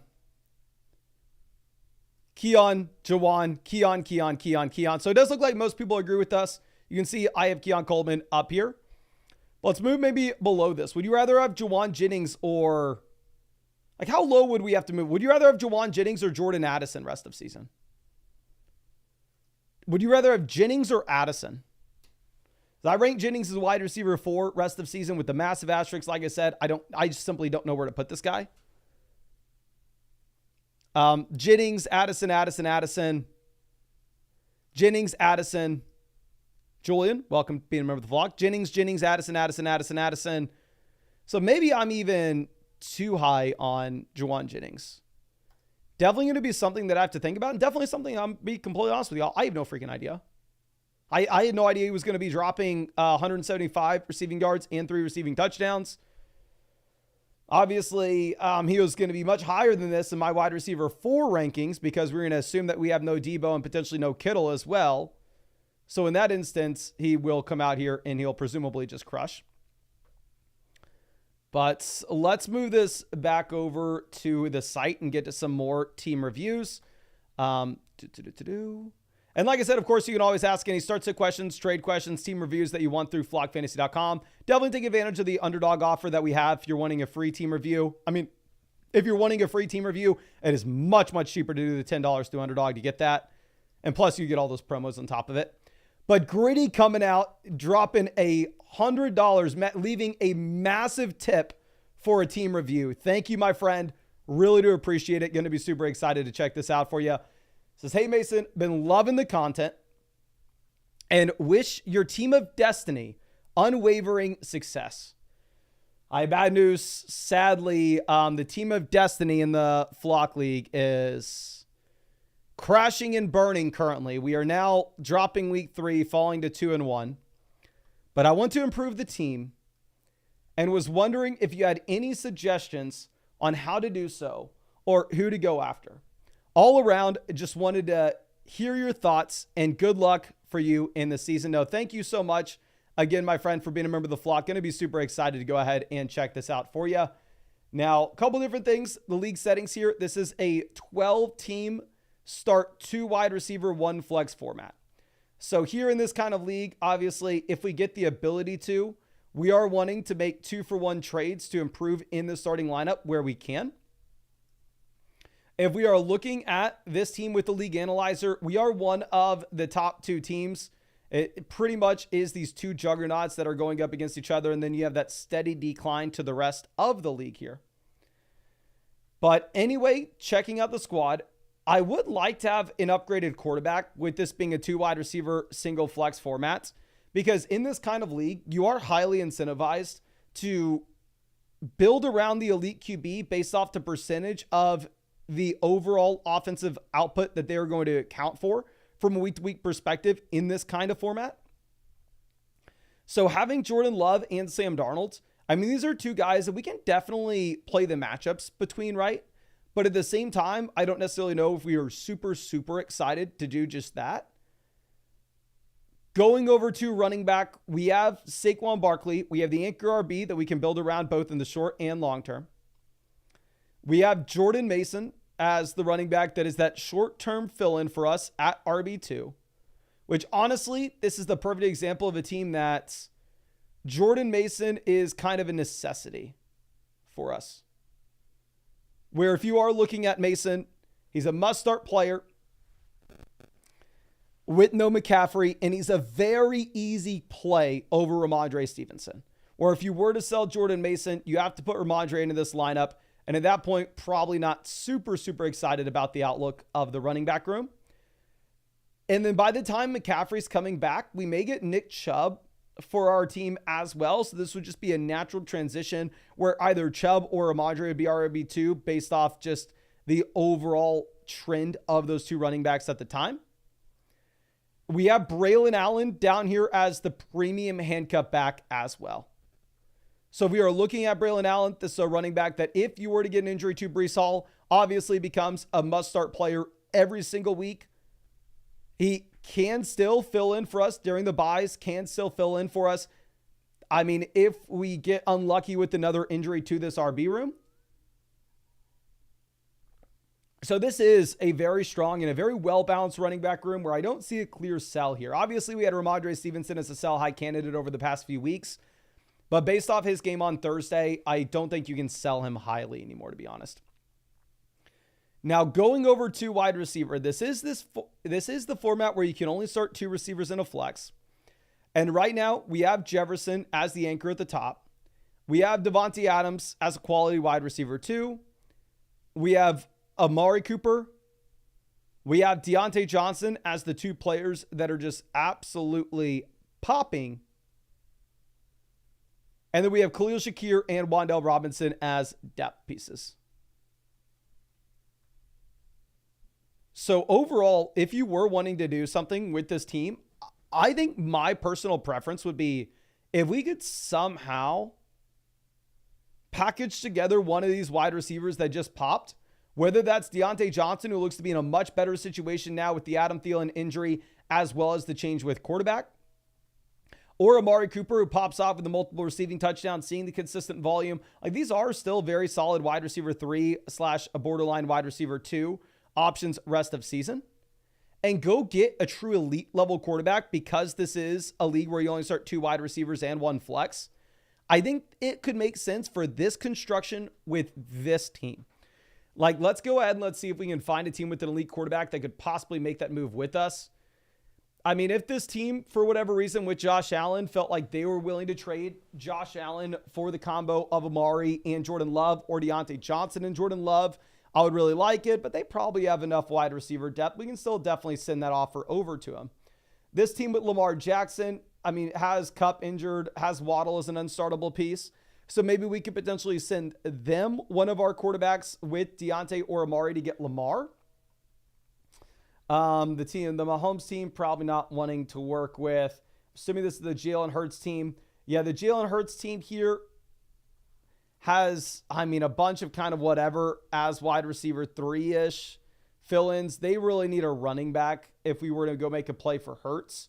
If we're looking at the expendable running backs that we have, I mean, if you wanted to sell Ramondre and Jordan Love to go get Jalen Hurts, if we could, I think we'd be okay with it, but I think we'd need some positive news regarding Nick Chubb. And then going over to tight end, honestly, I think you can cut Mike Gesicki and pick up another running back off the waiver wire, where if we were to get another running back off of waivers, I think that you would be in a situation in which you honestly maybe would be a little bit better off. A little bit better in a situation where we decided to sell one of our running back depth pieces. But thank you again, my guy. I really do appreciate you. I'm definitely rooting for you. I'm also going to try to not let you down in the Flock League. I'll try to turn my team around. I'll try my best, but it's not looking good. Your boy's getting decimated by injuries. And while we're 2-1, it feels like the ship is sinking. Feels like it is. But let's move this over to the next team review. This one's coming out for free. I believe this was an Underdog promo team review. Coming out from Sonny's Legendary Team. So somehow 0-3 with this team. It's a 10-team half PPR redraft format.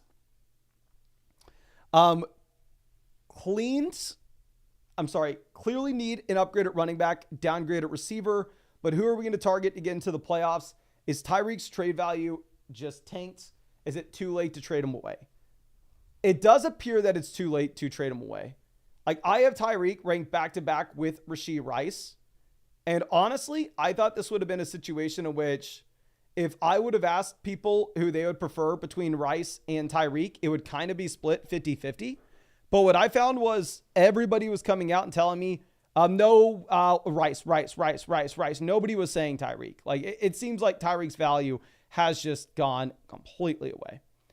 And looking at this team with the league analyzer, to be honest with you, don't act like it's a bad team, but it's not the most surprising thing in the world that we are sitting at, say, 0-3. I mean, if we're looking at the context of this league currently, you are in a situation in which there are kind of these 4 juggernaut teams here at the top, and then we are down at number 7 in this league.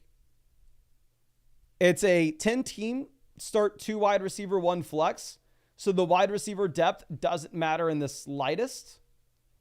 Going over here to quarterback, Burrow has been very bad through the first 2 weeks. I do think that Joe Burrow is going to be much better going into the future, but obviously Burrow hasn't been great.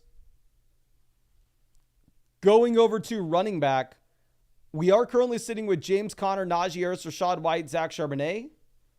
So we have the falling Rachaad Whites based off the Bucky Irving usage and news. We have the ascending Najee Harris with the Jalen Warren injury. And then Zach Charbonnet as that premium handcuff fill-in, but it looks like he is no longer going to be an option for us. So running back is okay here. Going over to receiver, we have Tyreek Wilson, London, Deontay JSN, Khalil Shakir. So the issue that you have with this team is this was pretty much a 0 RB build. Like, I wouldn't be surprised if we took 3 receivers in the first 3 rounds of this draft with Tyreek Wilson and Drake London. And I wouldn't have faulted you for doing that at all. I think, honestly, those guys would have been great values rounds 1, 2, and 3. But with that being said, once you go that heavy into wide receiver at the very top, you can't only roster this many. You can't roster 2 additional receivers in comparison to our running backs, specifically in a league where you can only start 2 wide receivers and 1 flex. This is a spot where so clearly we need to move one of these receivers to upgrade at RB. If you could sell Deontay Johnson and Rachaad White to go get that running back upgrade, to go pivot over to somebody that, if we get positive news that Joe Mixon's coming back this week, and maybe go get somebody like Joe Mixon.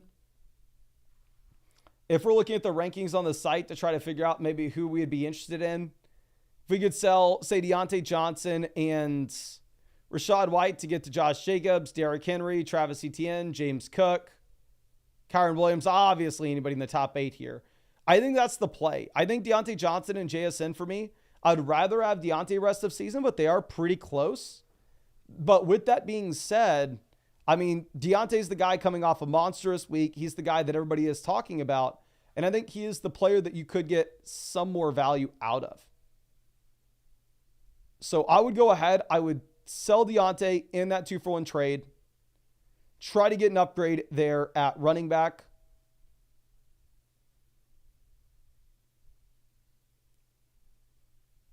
And we just got some really bad news, which we'll talk about in a second. But outside of that, Kincaid, we can start every single week, regardless of matchup. Obviously, we are chilling with Dalton Kincaid, but I think that's what you have to do. I think in this league where we're so heavy at wide receiver at the top, you need to make one of these 2-for-1 deals to upgrade at running back, and that involves Deontay. But thank you again. Really do appreciate you, my friend. I really hope that I was able to help you out in some way here. And yes, we just got a bomb dropping. CMC news. CMC seeing a specialist in Germany.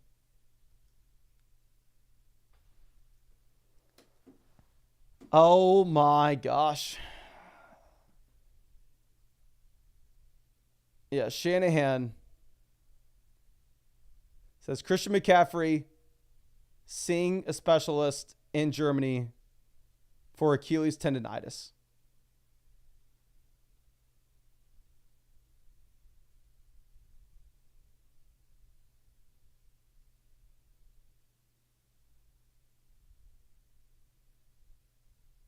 This is insane.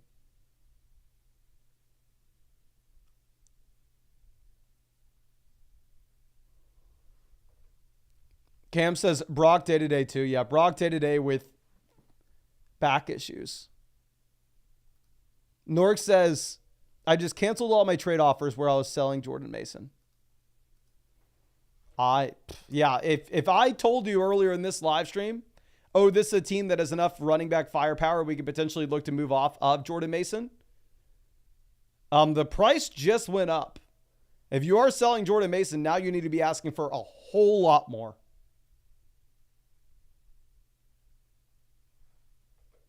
Yeah, this is no bueno. We should have known Mason would be a league winner just by the name. Don't know if y'all know, but Mason means hard worker. Clearly, it's the name of champions. And looks like he will be an RB1 rest of season. But let's move this over and let's get to some other questions. We'll get some free questions in the chat. I just want to make sure we can get all the trade questions that were through the site before the game starts tonight. And I do want to reiterate as well, of course, if you wanted to get a free roster review like we had from Sonny's legendary team here, the easiest way to do that is actually by taking advantage of the offer that we have over on Underdog Fantasy, where if you use promo code FLOCK on Underdog, you are actually going to get a 50% deposit bonus up to $1,000. Plus, promo code FLOCK will also be hooking you up with a free team review through flockfantasy.com, a Joe Burrow free pick, more than less than half a total yard for the game tonight, and Underdog has so many additional promos, including the Patrick Mahomes free pick that drops on Tuesday. So you can find that link in the description and the comment section and the live chat right now if you are in the live stream. But let's go ahead and let's answer some of the trade questions over on flockfantasy.com.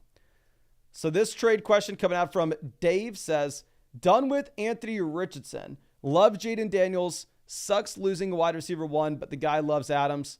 So honestly, I'm perfectly fine for pivoting from Adams to Ayuk. The wide receiver tags you're looking at are the expert rankings. The overall tags that you're looking at are my rankings. I do have Adams ranked just a few slots ahead of Brandon Ayuk rest of season. But if you are getting Jaden Daniels, that's enough for me to pivot there. Now, Omar coming out says, lost Pacheco. Kenneth Walker's hurt. Walker may come back this week. Waddle without Tua. Tank ain't doing good. Trading for depth. What do you think? So Jefferson for Achane and potentially 2 startable pieces. This is a team where our starting lineup, if we don't make this trade, is Justin Jefferson, Jalen Waddle at wide receiver, or Jefferson, Tank Dell at wide receiver. Running back, it would be Cam Akers, Braylon Allen. I've been advising everybody to try to sell Achane for Jefferson, but specifically on your team where we are this decimated with injuries, I don't think you have another option. I think you have to go Deontay, Jaden Reed, and Devon Achane. Jared, my guy, you're about to get muted in the chat. Please do not keep copying and pasting your question. Okay, so let's move this over to Charlie. Says, taking your advice and trying to sell high on Achane. And you can't, no. You do not want Malik Neighbors over Achane. They're both in bad offenses. And we are going to get waiver wire questions added in soon, my friend. But yeah, whenever we were saying to sell high on Achane, sell high on Jameson, like it was just at a much higher price than this. If you were selling Jefferson, you need, if you're selling Achane, you need Jefferson. You need Amon-Ra St. Brown. You're a bad dog. Okay. Yeah, so please, you want the Devon Achane side here relatively easily as well. Please. Okay. But let's move this over and we'll get to some more free questions in the live chat real quick. So if you have any questions, drop them in the chat. We'll be excited to answer them for you.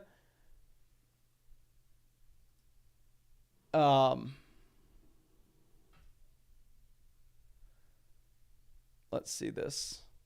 Jermaine says she's not a bad dog. She needs to know she's a bad dog when she's barking. She needs to know. Nick says Kyler, Hill, and Pitts for Lamb and Kenneth Walker. Give me Lamb over Hill. Give me Walker over Pitts. We're paying Kyler to get it done. Yeah, I'd pivot over to CeeDee Lamb there. Max says drop Judy for Jennings. I'd rather have Juwan Jennings over Jerry Judy. I would. Okay.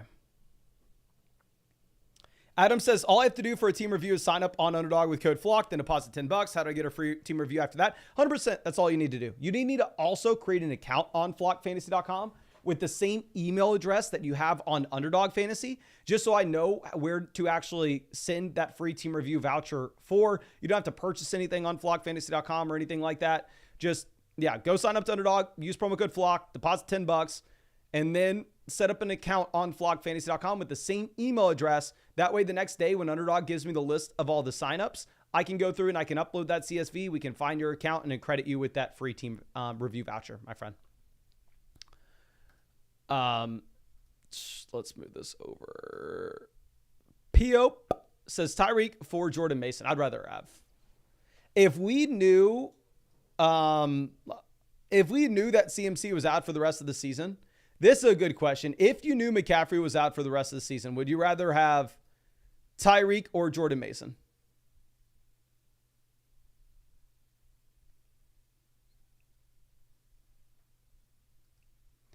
If you knew CMC was out for the rest of the season, are you going Jordan Mason or Tyreek Hill? And yeah, pulling up Adam Scheffner's tweet real quick.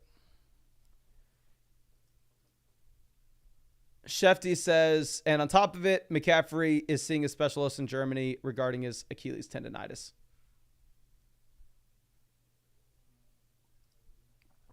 R.I.P. San Francisco. R.I.P. But it seems Mason. Box says he's out for the whole season. Mason.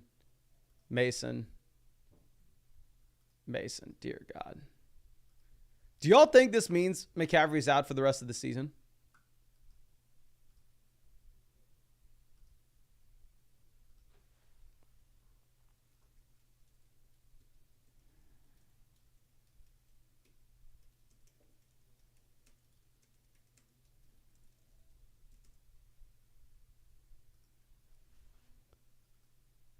He'll be back. I just tweeted out, call your shot. How many games does McCaffrey play this year?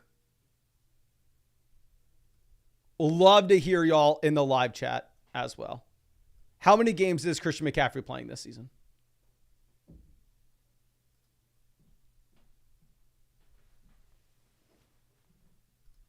Five to 6, 2, 3, 0, 0, 4, 0, 7. Playoffs. 6, 6, 6, 3 to 4, 5, 6, 5. 0, 0, 6, 0, 4, 3.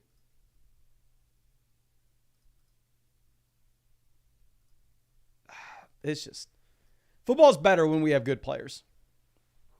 Football's better when we have good players playing. But we're going to move this over. Before the games, I'm actually just going to make sure we can get all these trade questions done real quick. This is, do we think Rice has more long-term value with having Mahomes in his career? I would still rather have Garrett Wilson over Rashee Rice in Dynasty, because with Rice, I do think you see a suspension in 2025. I would rather have Rice redraft, though. Now, Jabad, this is Judy and Achan for Mason and Nico Collins. Based off the McCaffrey news, saying also straight up Achan for Collins or Chase Brown for Mason. I think based off the CMC news, you go ahead and you take Jordan Mason. Because you're trading Achan pretty much straight up for Collins here, which I'd probably rather have Achan, but it's not the biggest downgrade in the world. And we're getting Jordan Mason for essentially free. Now, this question coming out from Beefer says, this is Tyreek Montgomery versus CMC Debo.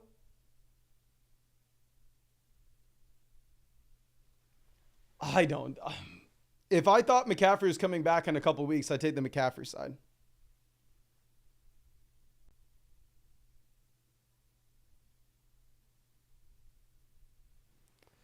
Can y'all let me know in the live chat, would you rather have the Tyreek side of this trade or the McCaffrey side? Tyreek and Montgomery or CMC and Debo? Because the thing with the CMC Debo side as well is you're dealing additionally with the Brock Purdy injury now. So this can actually negatively impact Debo too. Tyreek. Everybody's saying Tyreek.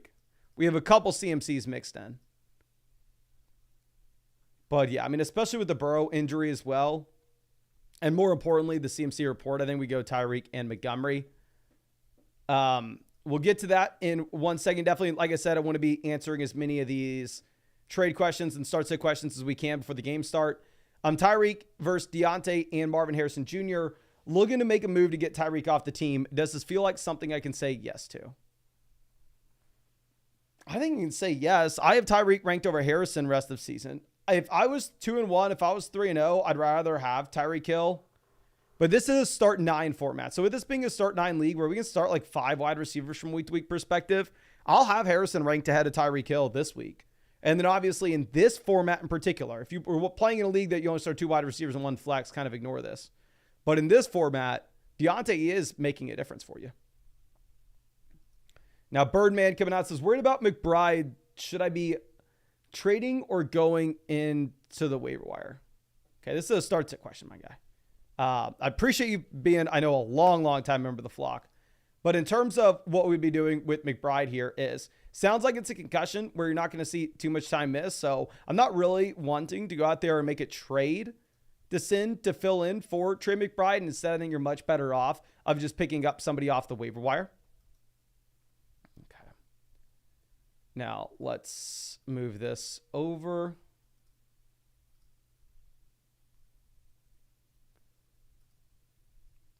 Jericho says, 3rd year watching football. Is this year's injuries out of control or pretty standard? So I was actually talking about this the other day with some people, where every year it seems like we always come out and we go, oh, injuries are worse than ever. Every single year it's, oh, injuries are worse than ever. Injuries are worse than ever. Injuries are worse than ever.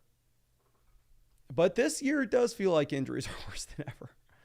I mean, last year, the thing is, if you're talking about a fantasy football perspective, I know we don't necessarily think, what's bad about this year in comparison to last year is last year, the injuries came before the season started. Last year, we had the injuries to guys like Cooper Kupp, Jonathan Taylor, round 1 picks right away. Whereas this year, we are kind of in a situation in which none of these guys got injured to start, before the season. But right when the season starts, everybody goes down.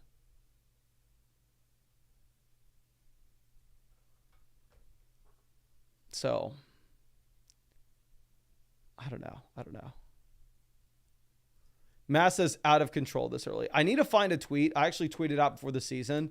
Something along the lines of, oh, just positive news. We haven't dealt with many injuries in the offseason. Seems like it's going to be a great year.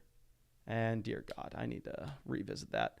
But let's move over and let's get to some more of these questions. We're going to get to some team reviews. Then we'll go back to the free questions in the live chats. But let's pull this up. This team review here is going to be one of those free ones coming out for somebody to use code FLOCK on Underdog. And like I said, of course, you can always submit a start sit question, trade question, full blown roster review, all through flockfantasy.com. But if you're wanting that roster review for free, definitely the best way to do that would be to take advantage of the offer that we have over there on Underdog Fantasy, where if you use promo code FLOCK on Underdog, you are going to get a 50% deposit bonus up to $1,000. Plus promo code FLOCK on Underdog will also get you a free team review in one of these live streams. And it will get you that Joe Burrow free pick for tonight's game, more than less than half a total yard. And Underdog has just an additional crazy amount of promos on top of this, such as like the Patrick Mahomes free pick for Tuesday night. Okay. And if you're having an issue putting in the promo code, make sure you just go through the link that I send in the live chat or the description for Underdog. And then it should automatically put in the promo code for you on a new account. But New Monarchy coming out says, what's up, Mason? You helped me win the championship last year and coming back to repeat. Let's go, my friend. Currently 3-0 and the highest scoring team, both weeks 1 and 2. Are there any moves? Should we be looking for a QB upgrade? Kincaid on Monday Night Football is going to determine whether I keep him as a starter. Personally, I am not concerned with Dalton Kincaid at all. Like, for how bad the tight end position has been this season, I think Kincaid is still in a top offense. Not only is Kincaid still in a top offense, but at the same time, he has a massive role in said offense. The target share looks pretty damn good here. So honestly, I am just chilling with Kincaid. Even if he obviously will, oh no, we have Ferguson. Never mind. I understand where you're coming from. I understand. We're going to keep him on our team, but I thought you meant you were going to have to go to a streamer. But yeah, no, Jake Ferguson was great this past week. Depending on Monday Night Football, I may move Kincaid behind Ferguson myself. But anyway, starting off at quarterback, I do like having an elite quarterback because this is that league where you can only start 2 wide receivers and 1 flex. So quarterback is going to make up a pretty high percentage of our starting lineup output from a week-to-week perspective. And we are sitting with Kyler Murray. So when we have Kyler, I mean, this is a quarterback that I would be okay if you wanted to roster a second option, but definitely don't need to. Looking at the rest of the teams in your league, the Josh Allen team doesn't have a second quarterback. The Jaden Daniels team doesn't have a second one, so we should be fine here. And if you wanted to upgrade, it depends on the rest of the team, which honestly, looking at the squad, I think we're just fine chilling with Kyler at this point. Going over to running back, we are currently sitting with Breece Hall, David Montgomery, Jonathan Brooks, and Jerome Ford. So Jonathan Brooks obviously looks a lot more appealing now than he did 24 hours ago, considering how good this Carolina Panthers offense is situated. I don't want to say how good, but just how much better they looked. Like they look like a JV football team, and now they look like a real NFL team. Brooks has the receiving upside. He has the size for a 3-down workload. And at the same time, he is a top-level athlete. We have Breece Montgomery holding the position down. So I actually really like what we have at running back. When my knock on the running back position is, we're only rostering 3 guys on the active squad. So if possible, I mean, I would love to go out there and I would love to add in some additional depth to this room. Now, going over to wide receiver, it's a league where you can only start 3 wide receivers from a week-to-week perspective. We have 3 wide receivers that are locked in as those top options with Rashee Rice, Nico Collins, and Marvin Harrison Jr.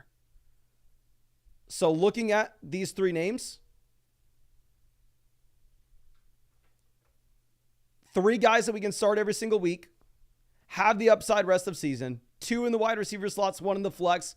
And this gives us a lot of flexibility with the wide receivers underneath here. Now, the issue is, I would say the wide receivers underneath here for this format for us, they're not very important, right? I mean, any chance that we get to possibly move them over for a high upside running back, we probably do. But I think Jaden Reed's going to be much better going into the future. I think Keon Coleman's going to be much better going into the future. I think Ladd McConkey is going to be much better going into the future. I think all 3 of these wide receivers, if we were to, 1, they're too good to drop now. And 2, if we were to look to sell them, we are probably selling a little bit too low for what their future value should actually be. So what I would really like to do here instead is I would like to potentially wait on our hands and just relax.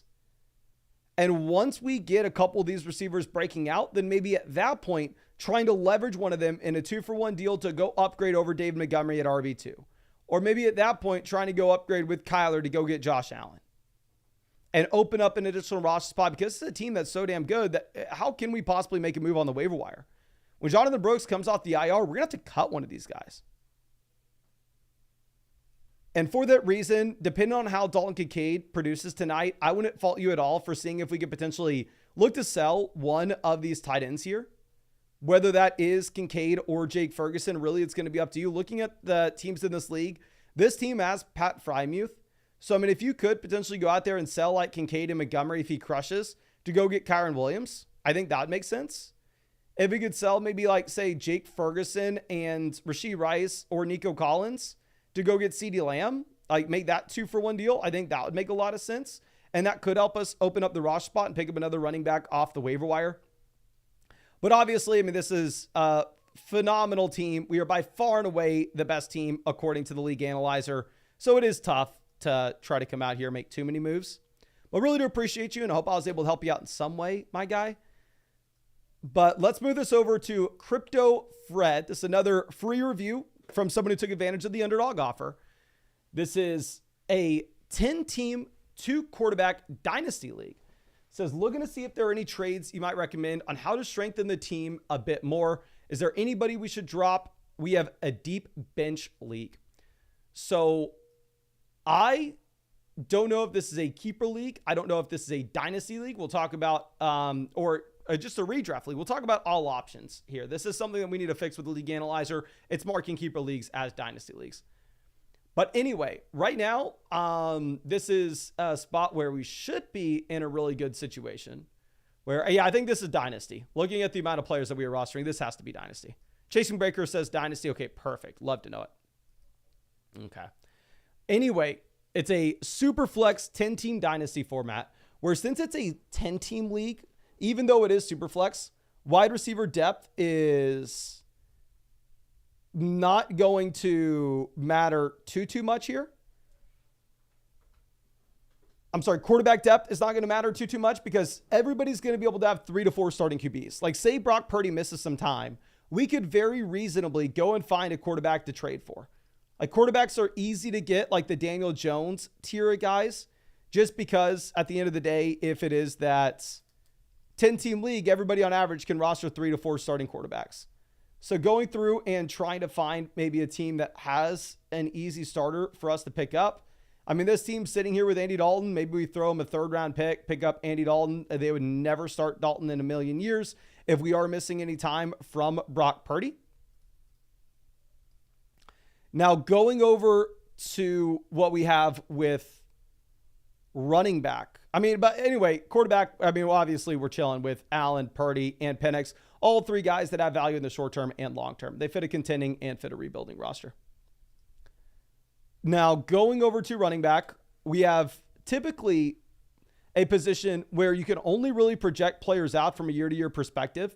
And it is very tough to look at these guys for the long term. But Bijan Robinson is one of the very few cornerstone assets that you can have at running back. Like I'm comfortable projecting out Bijan Robinson in 2025. I'm comfortable projecting out Bijan Robinson in 2026. Having Kyron Williams, solid RB2 to build around as well. We have Charbonnet, Moss, Javonte, Algier, so we have plenty of running back depth.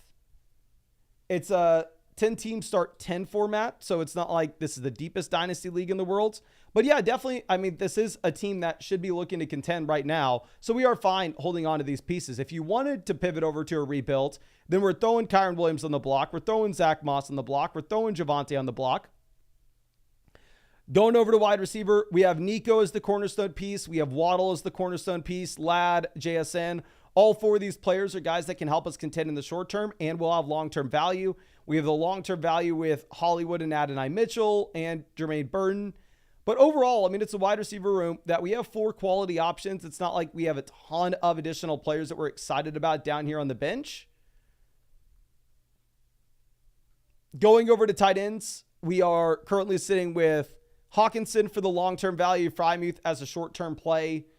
We have our 2025 and 2026 picks as well. So honestly, I think that this is a very comfortable position to be in which we can very easily go through and just plan on contending and building around a lot of these young assets. I don't necessarily see any players that are very easy cuts off this team just because obviously a dynasty format, the waiver wire is going to be very thin. You're showing me that I need to add Emmanuel Wilson to our running back rankings in dynasty. That is, I already added him in redraft.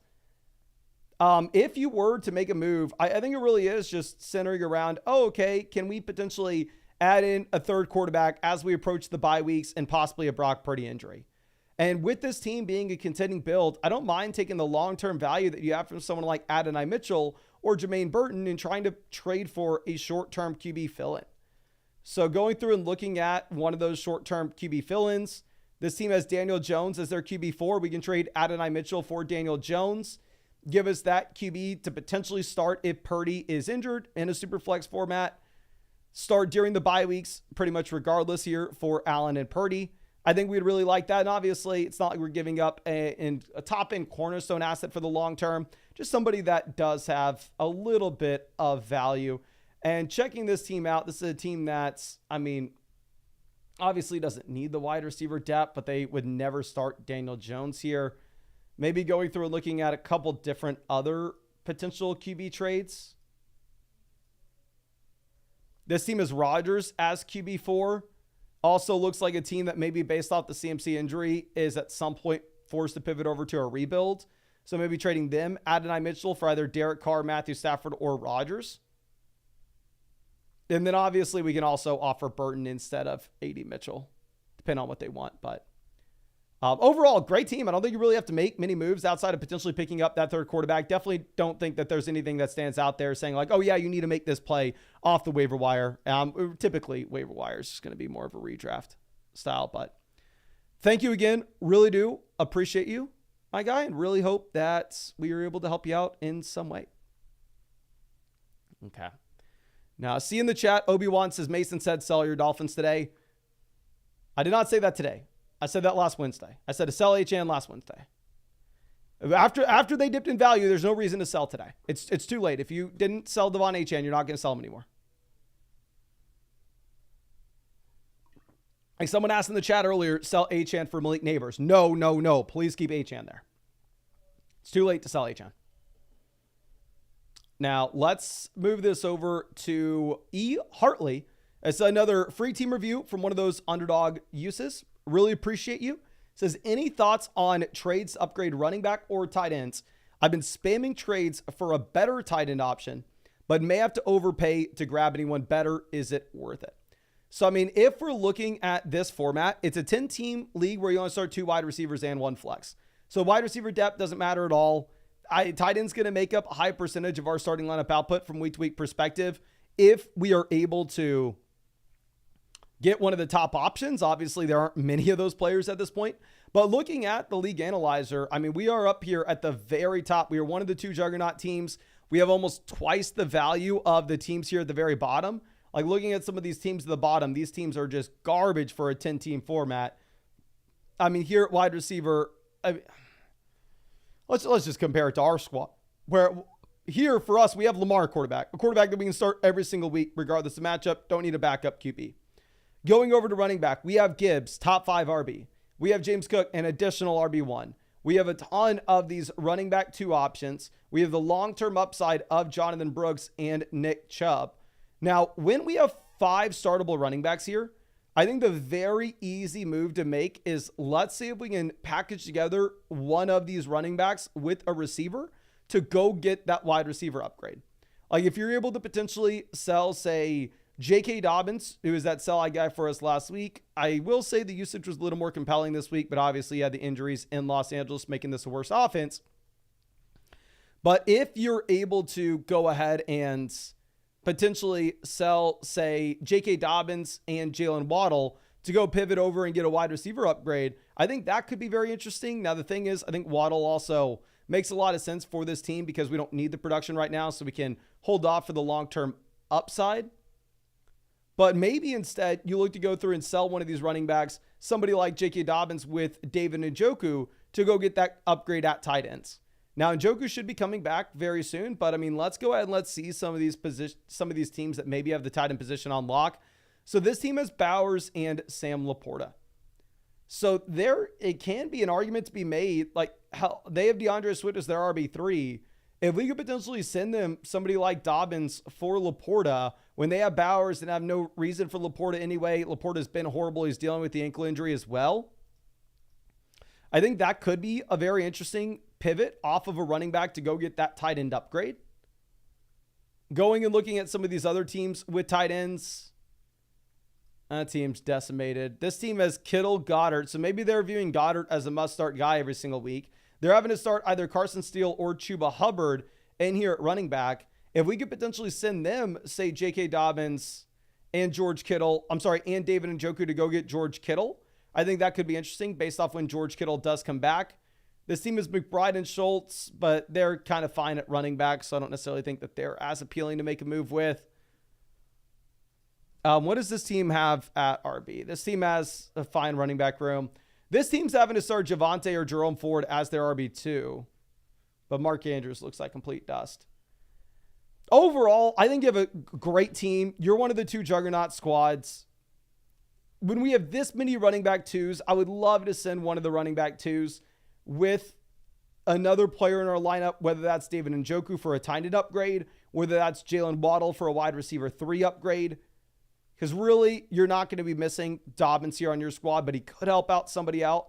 I mean, he could help out somebody else, while at the same time, we could extract some trade value for that other person for giving them that additional value. But it is hard to come up with almost anything more than that, just because this team's already so much better than all the other ones in this league. But I really do appreciate you, my guy. I really hope that we were able to help you out in some way.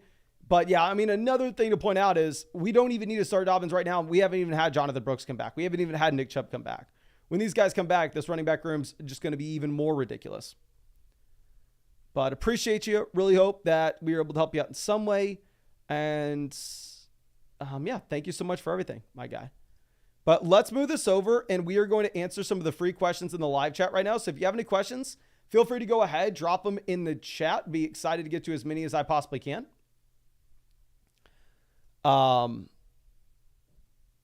Yeah, ROS is rest of season, if anybody's wondering.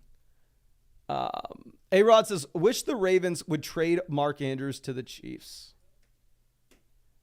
I just kind of assume that those teams that are at the very top of their respective conferences, there's no reason for them to make trades with each other.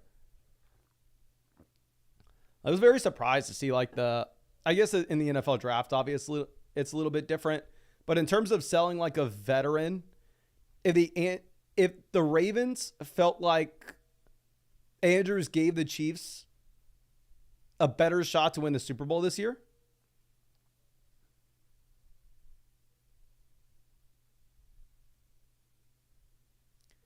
I think you have like almost no reason for the Ravens to send them. Trailer Park Boys, always happy to see us, has traded Singletary for Evans. Is this the W? 100% it's a W. Obviously, Evans was disappointing this past week. It was a tough matchup. I should have taken the matchup more seriously when we ranked Evans. My fault. I think going into the future, Evans going to be just fine. Obi-Wan says, Mason, what's your Kareem Hunt take? I think that he is a running back that 100% deserves a roster spot, of course. But at the same time, I don't necessarily know if we are penciling him out to be the guy. I would still probably rather have Carson Steele over Kareem Hunt. But at the same time, he's definitely worth the roster spot just because you simply don't know with the backfield, and there should be high-value touches in it. Guillermo says, I just want the Dolphins with the quarterback so other players keep their value. I'm 100% with you. I know a lot of people are calling for like, oh, trade for Jameis, oh, trade for Flacco. I don't know if those teams would be willing to trade away those quarterbacks. But yeah, the minimum, I think based off the Skylar Thompson injury, they either bring in another QB, or if they don't, it tells us that Tua is going to be back very soon.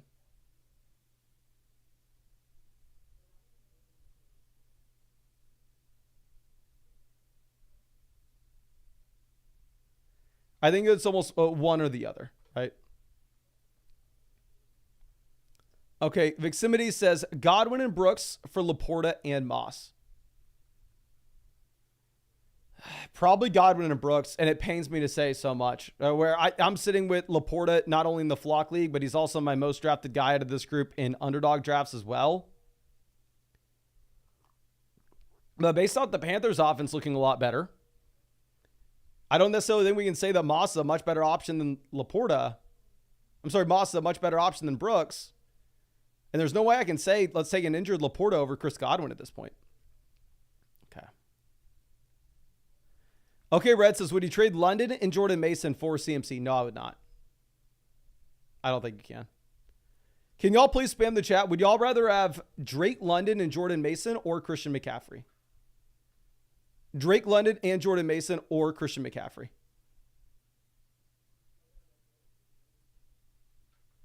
Please let me know in the chat.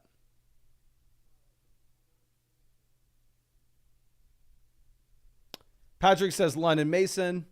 London Mason, London Mason, London Mason. Every single person saying London Mason. My guy. Yeah, nobody's on the... We got one person on the CMC side. Teresa, real quick, I saw you say in the chat earlier that, a couple days ago that you sent something. I have not received anything, just to make sure we're on the same page. Obviously, don't feel like you have to send anything. But just making sure you know I'm not ignoring you. If you did send something, you didn't make it. But just making sure, I'm not ignoring. But London Mason, CMC will re-aggravate. But let's move this over. And you know what I'm going to do real quick is I actually want to take advantage of some of the profit boost tokens that we have with the Underdog Pick'ems right now, where you do have the 10% profit boost that just dropped. And I definitely want to at least have something to root for in the Bills-Jags game. My matchup is over this week. I actually don't mind getting a little bit of the boosted odds with the Josh Allen 2 passing touchdown game. We're getting a 1.1x multiplier. Going over, we want to be correlating this with potentially a game where we see a bunch of passing volume in Buffalo. And then if that's going to be the case, we want to say that the Jags offense is going to be able to move the ball down the field as well. So let's go ahead and let's maybe go Lawrence to have more than 220. Let's root for a fun game here. Let's root for a fun game. I would probably not tail me on this. I have no reason to be doing this outside of wanting to have fun watching this game. We're going to go for Josh Allen to have 2 touchdowns, Lawrence to have 2 touchdowns, Kincaid to have more than 35.5 receiving yards. We're going to put $10 to win 66. Just want to have some fun with it. Like I said, that's a more of a fun pick. Underdog, typically, the times you really want to attack the profit boost tokens is when they're dropping the 30% profit boost. This is only the 10% profit boost, but they are actually dropping that 30% profit boost token on Thursday. You should also get a free Patrick Mahomes pick on Tuesday. And if you're new to Underdog and you want to check out any of these, you can actually find a link in the live chat description. And if you're new to Underdog and use code FLOCK, you're going to get an additional Joe Burrow free pick, more than less than half a total yard for tonight as well. And if you wanted to get a free team review, you can actually get a free team review in this live stream if you use code FLOCK on Underdog with the link in the live chat. You just need to make sure you set up an account on flockfantasy.com with the same email address so I know where to credit that free team review voucher to. And you can find that link in the live chat and the description. But let's go over and let's get a team review for one of the people who took advantage of that free offer with Mad Season. So say Mason, looking to get an overall feedback and maybe some trade options to move on from Devontae and maybe Tyreek. Well, I will say in general that it's going to be extremely tough to move on from Tyreek Hill at this point. If you were wanting to move on from Tyreek, I think you probably have to wait for some news to come out of Miami here. Going over and looking at the squad right now, this is a 2 wide receiver, 1 flex format. So it is a league where the wide receiver depth doesn't particularly matter. Every chance we get, we are wanting to make 2-for-1 deals to try to improve inside the starting lineup. Having a top end quarterback here does make a big difference as well. We have CJ Stroud currently as our top QB. We have Rodgers down there on the bench. So honestly, if I had Stroud, I don't necessarily know if Rodgers is somebody that I would ever consider playing over him. So what I would probably do is I would probably go ahead and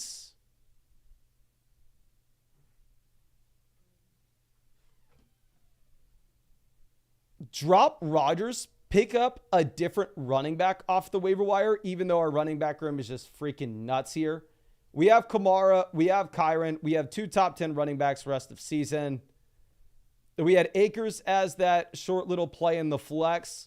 We have Chandler, Dowdle as depth assets. So the running back depth isn't phenomenal, which I do think we kind of stand by dropping Rodgers to pick up a running back off of the waiver wire. But yeah, I mean, obviously it's not like we're having a panic at running back by any means when we are sitting here with these top end options. And going over to wide receiver, we have Tyreek and Adams. I think both of whom project out to be high-end wide receiver 2s. Obviously, their offenses are garbage, but they are some of the best receivers in the entire NFL. We have Harrison down here as our 3rd option at wide receiver. So I apologize. The wide receiver depth actually does matter. Harrison is that wide receiver 1 at the moment. So we arguably have 3 wide receiver 1s. Going down to the bench, we have Roma Dunze. We have Lad McConkey. If this was a league where you only started 2 wide receivers and 1 flex, I'd love to sell Rome and CJ Stroud to go get a quarterback like Josh Allen or Jalen Hurts. But since it's a league where you start 3 receivers, actually probably holding on to Rome Odunze. And because you start 3 receivers, I'm actually okay having Allen Lazard, especially when Ladd McConkey is not going to be startable with the Justin Herbert injury.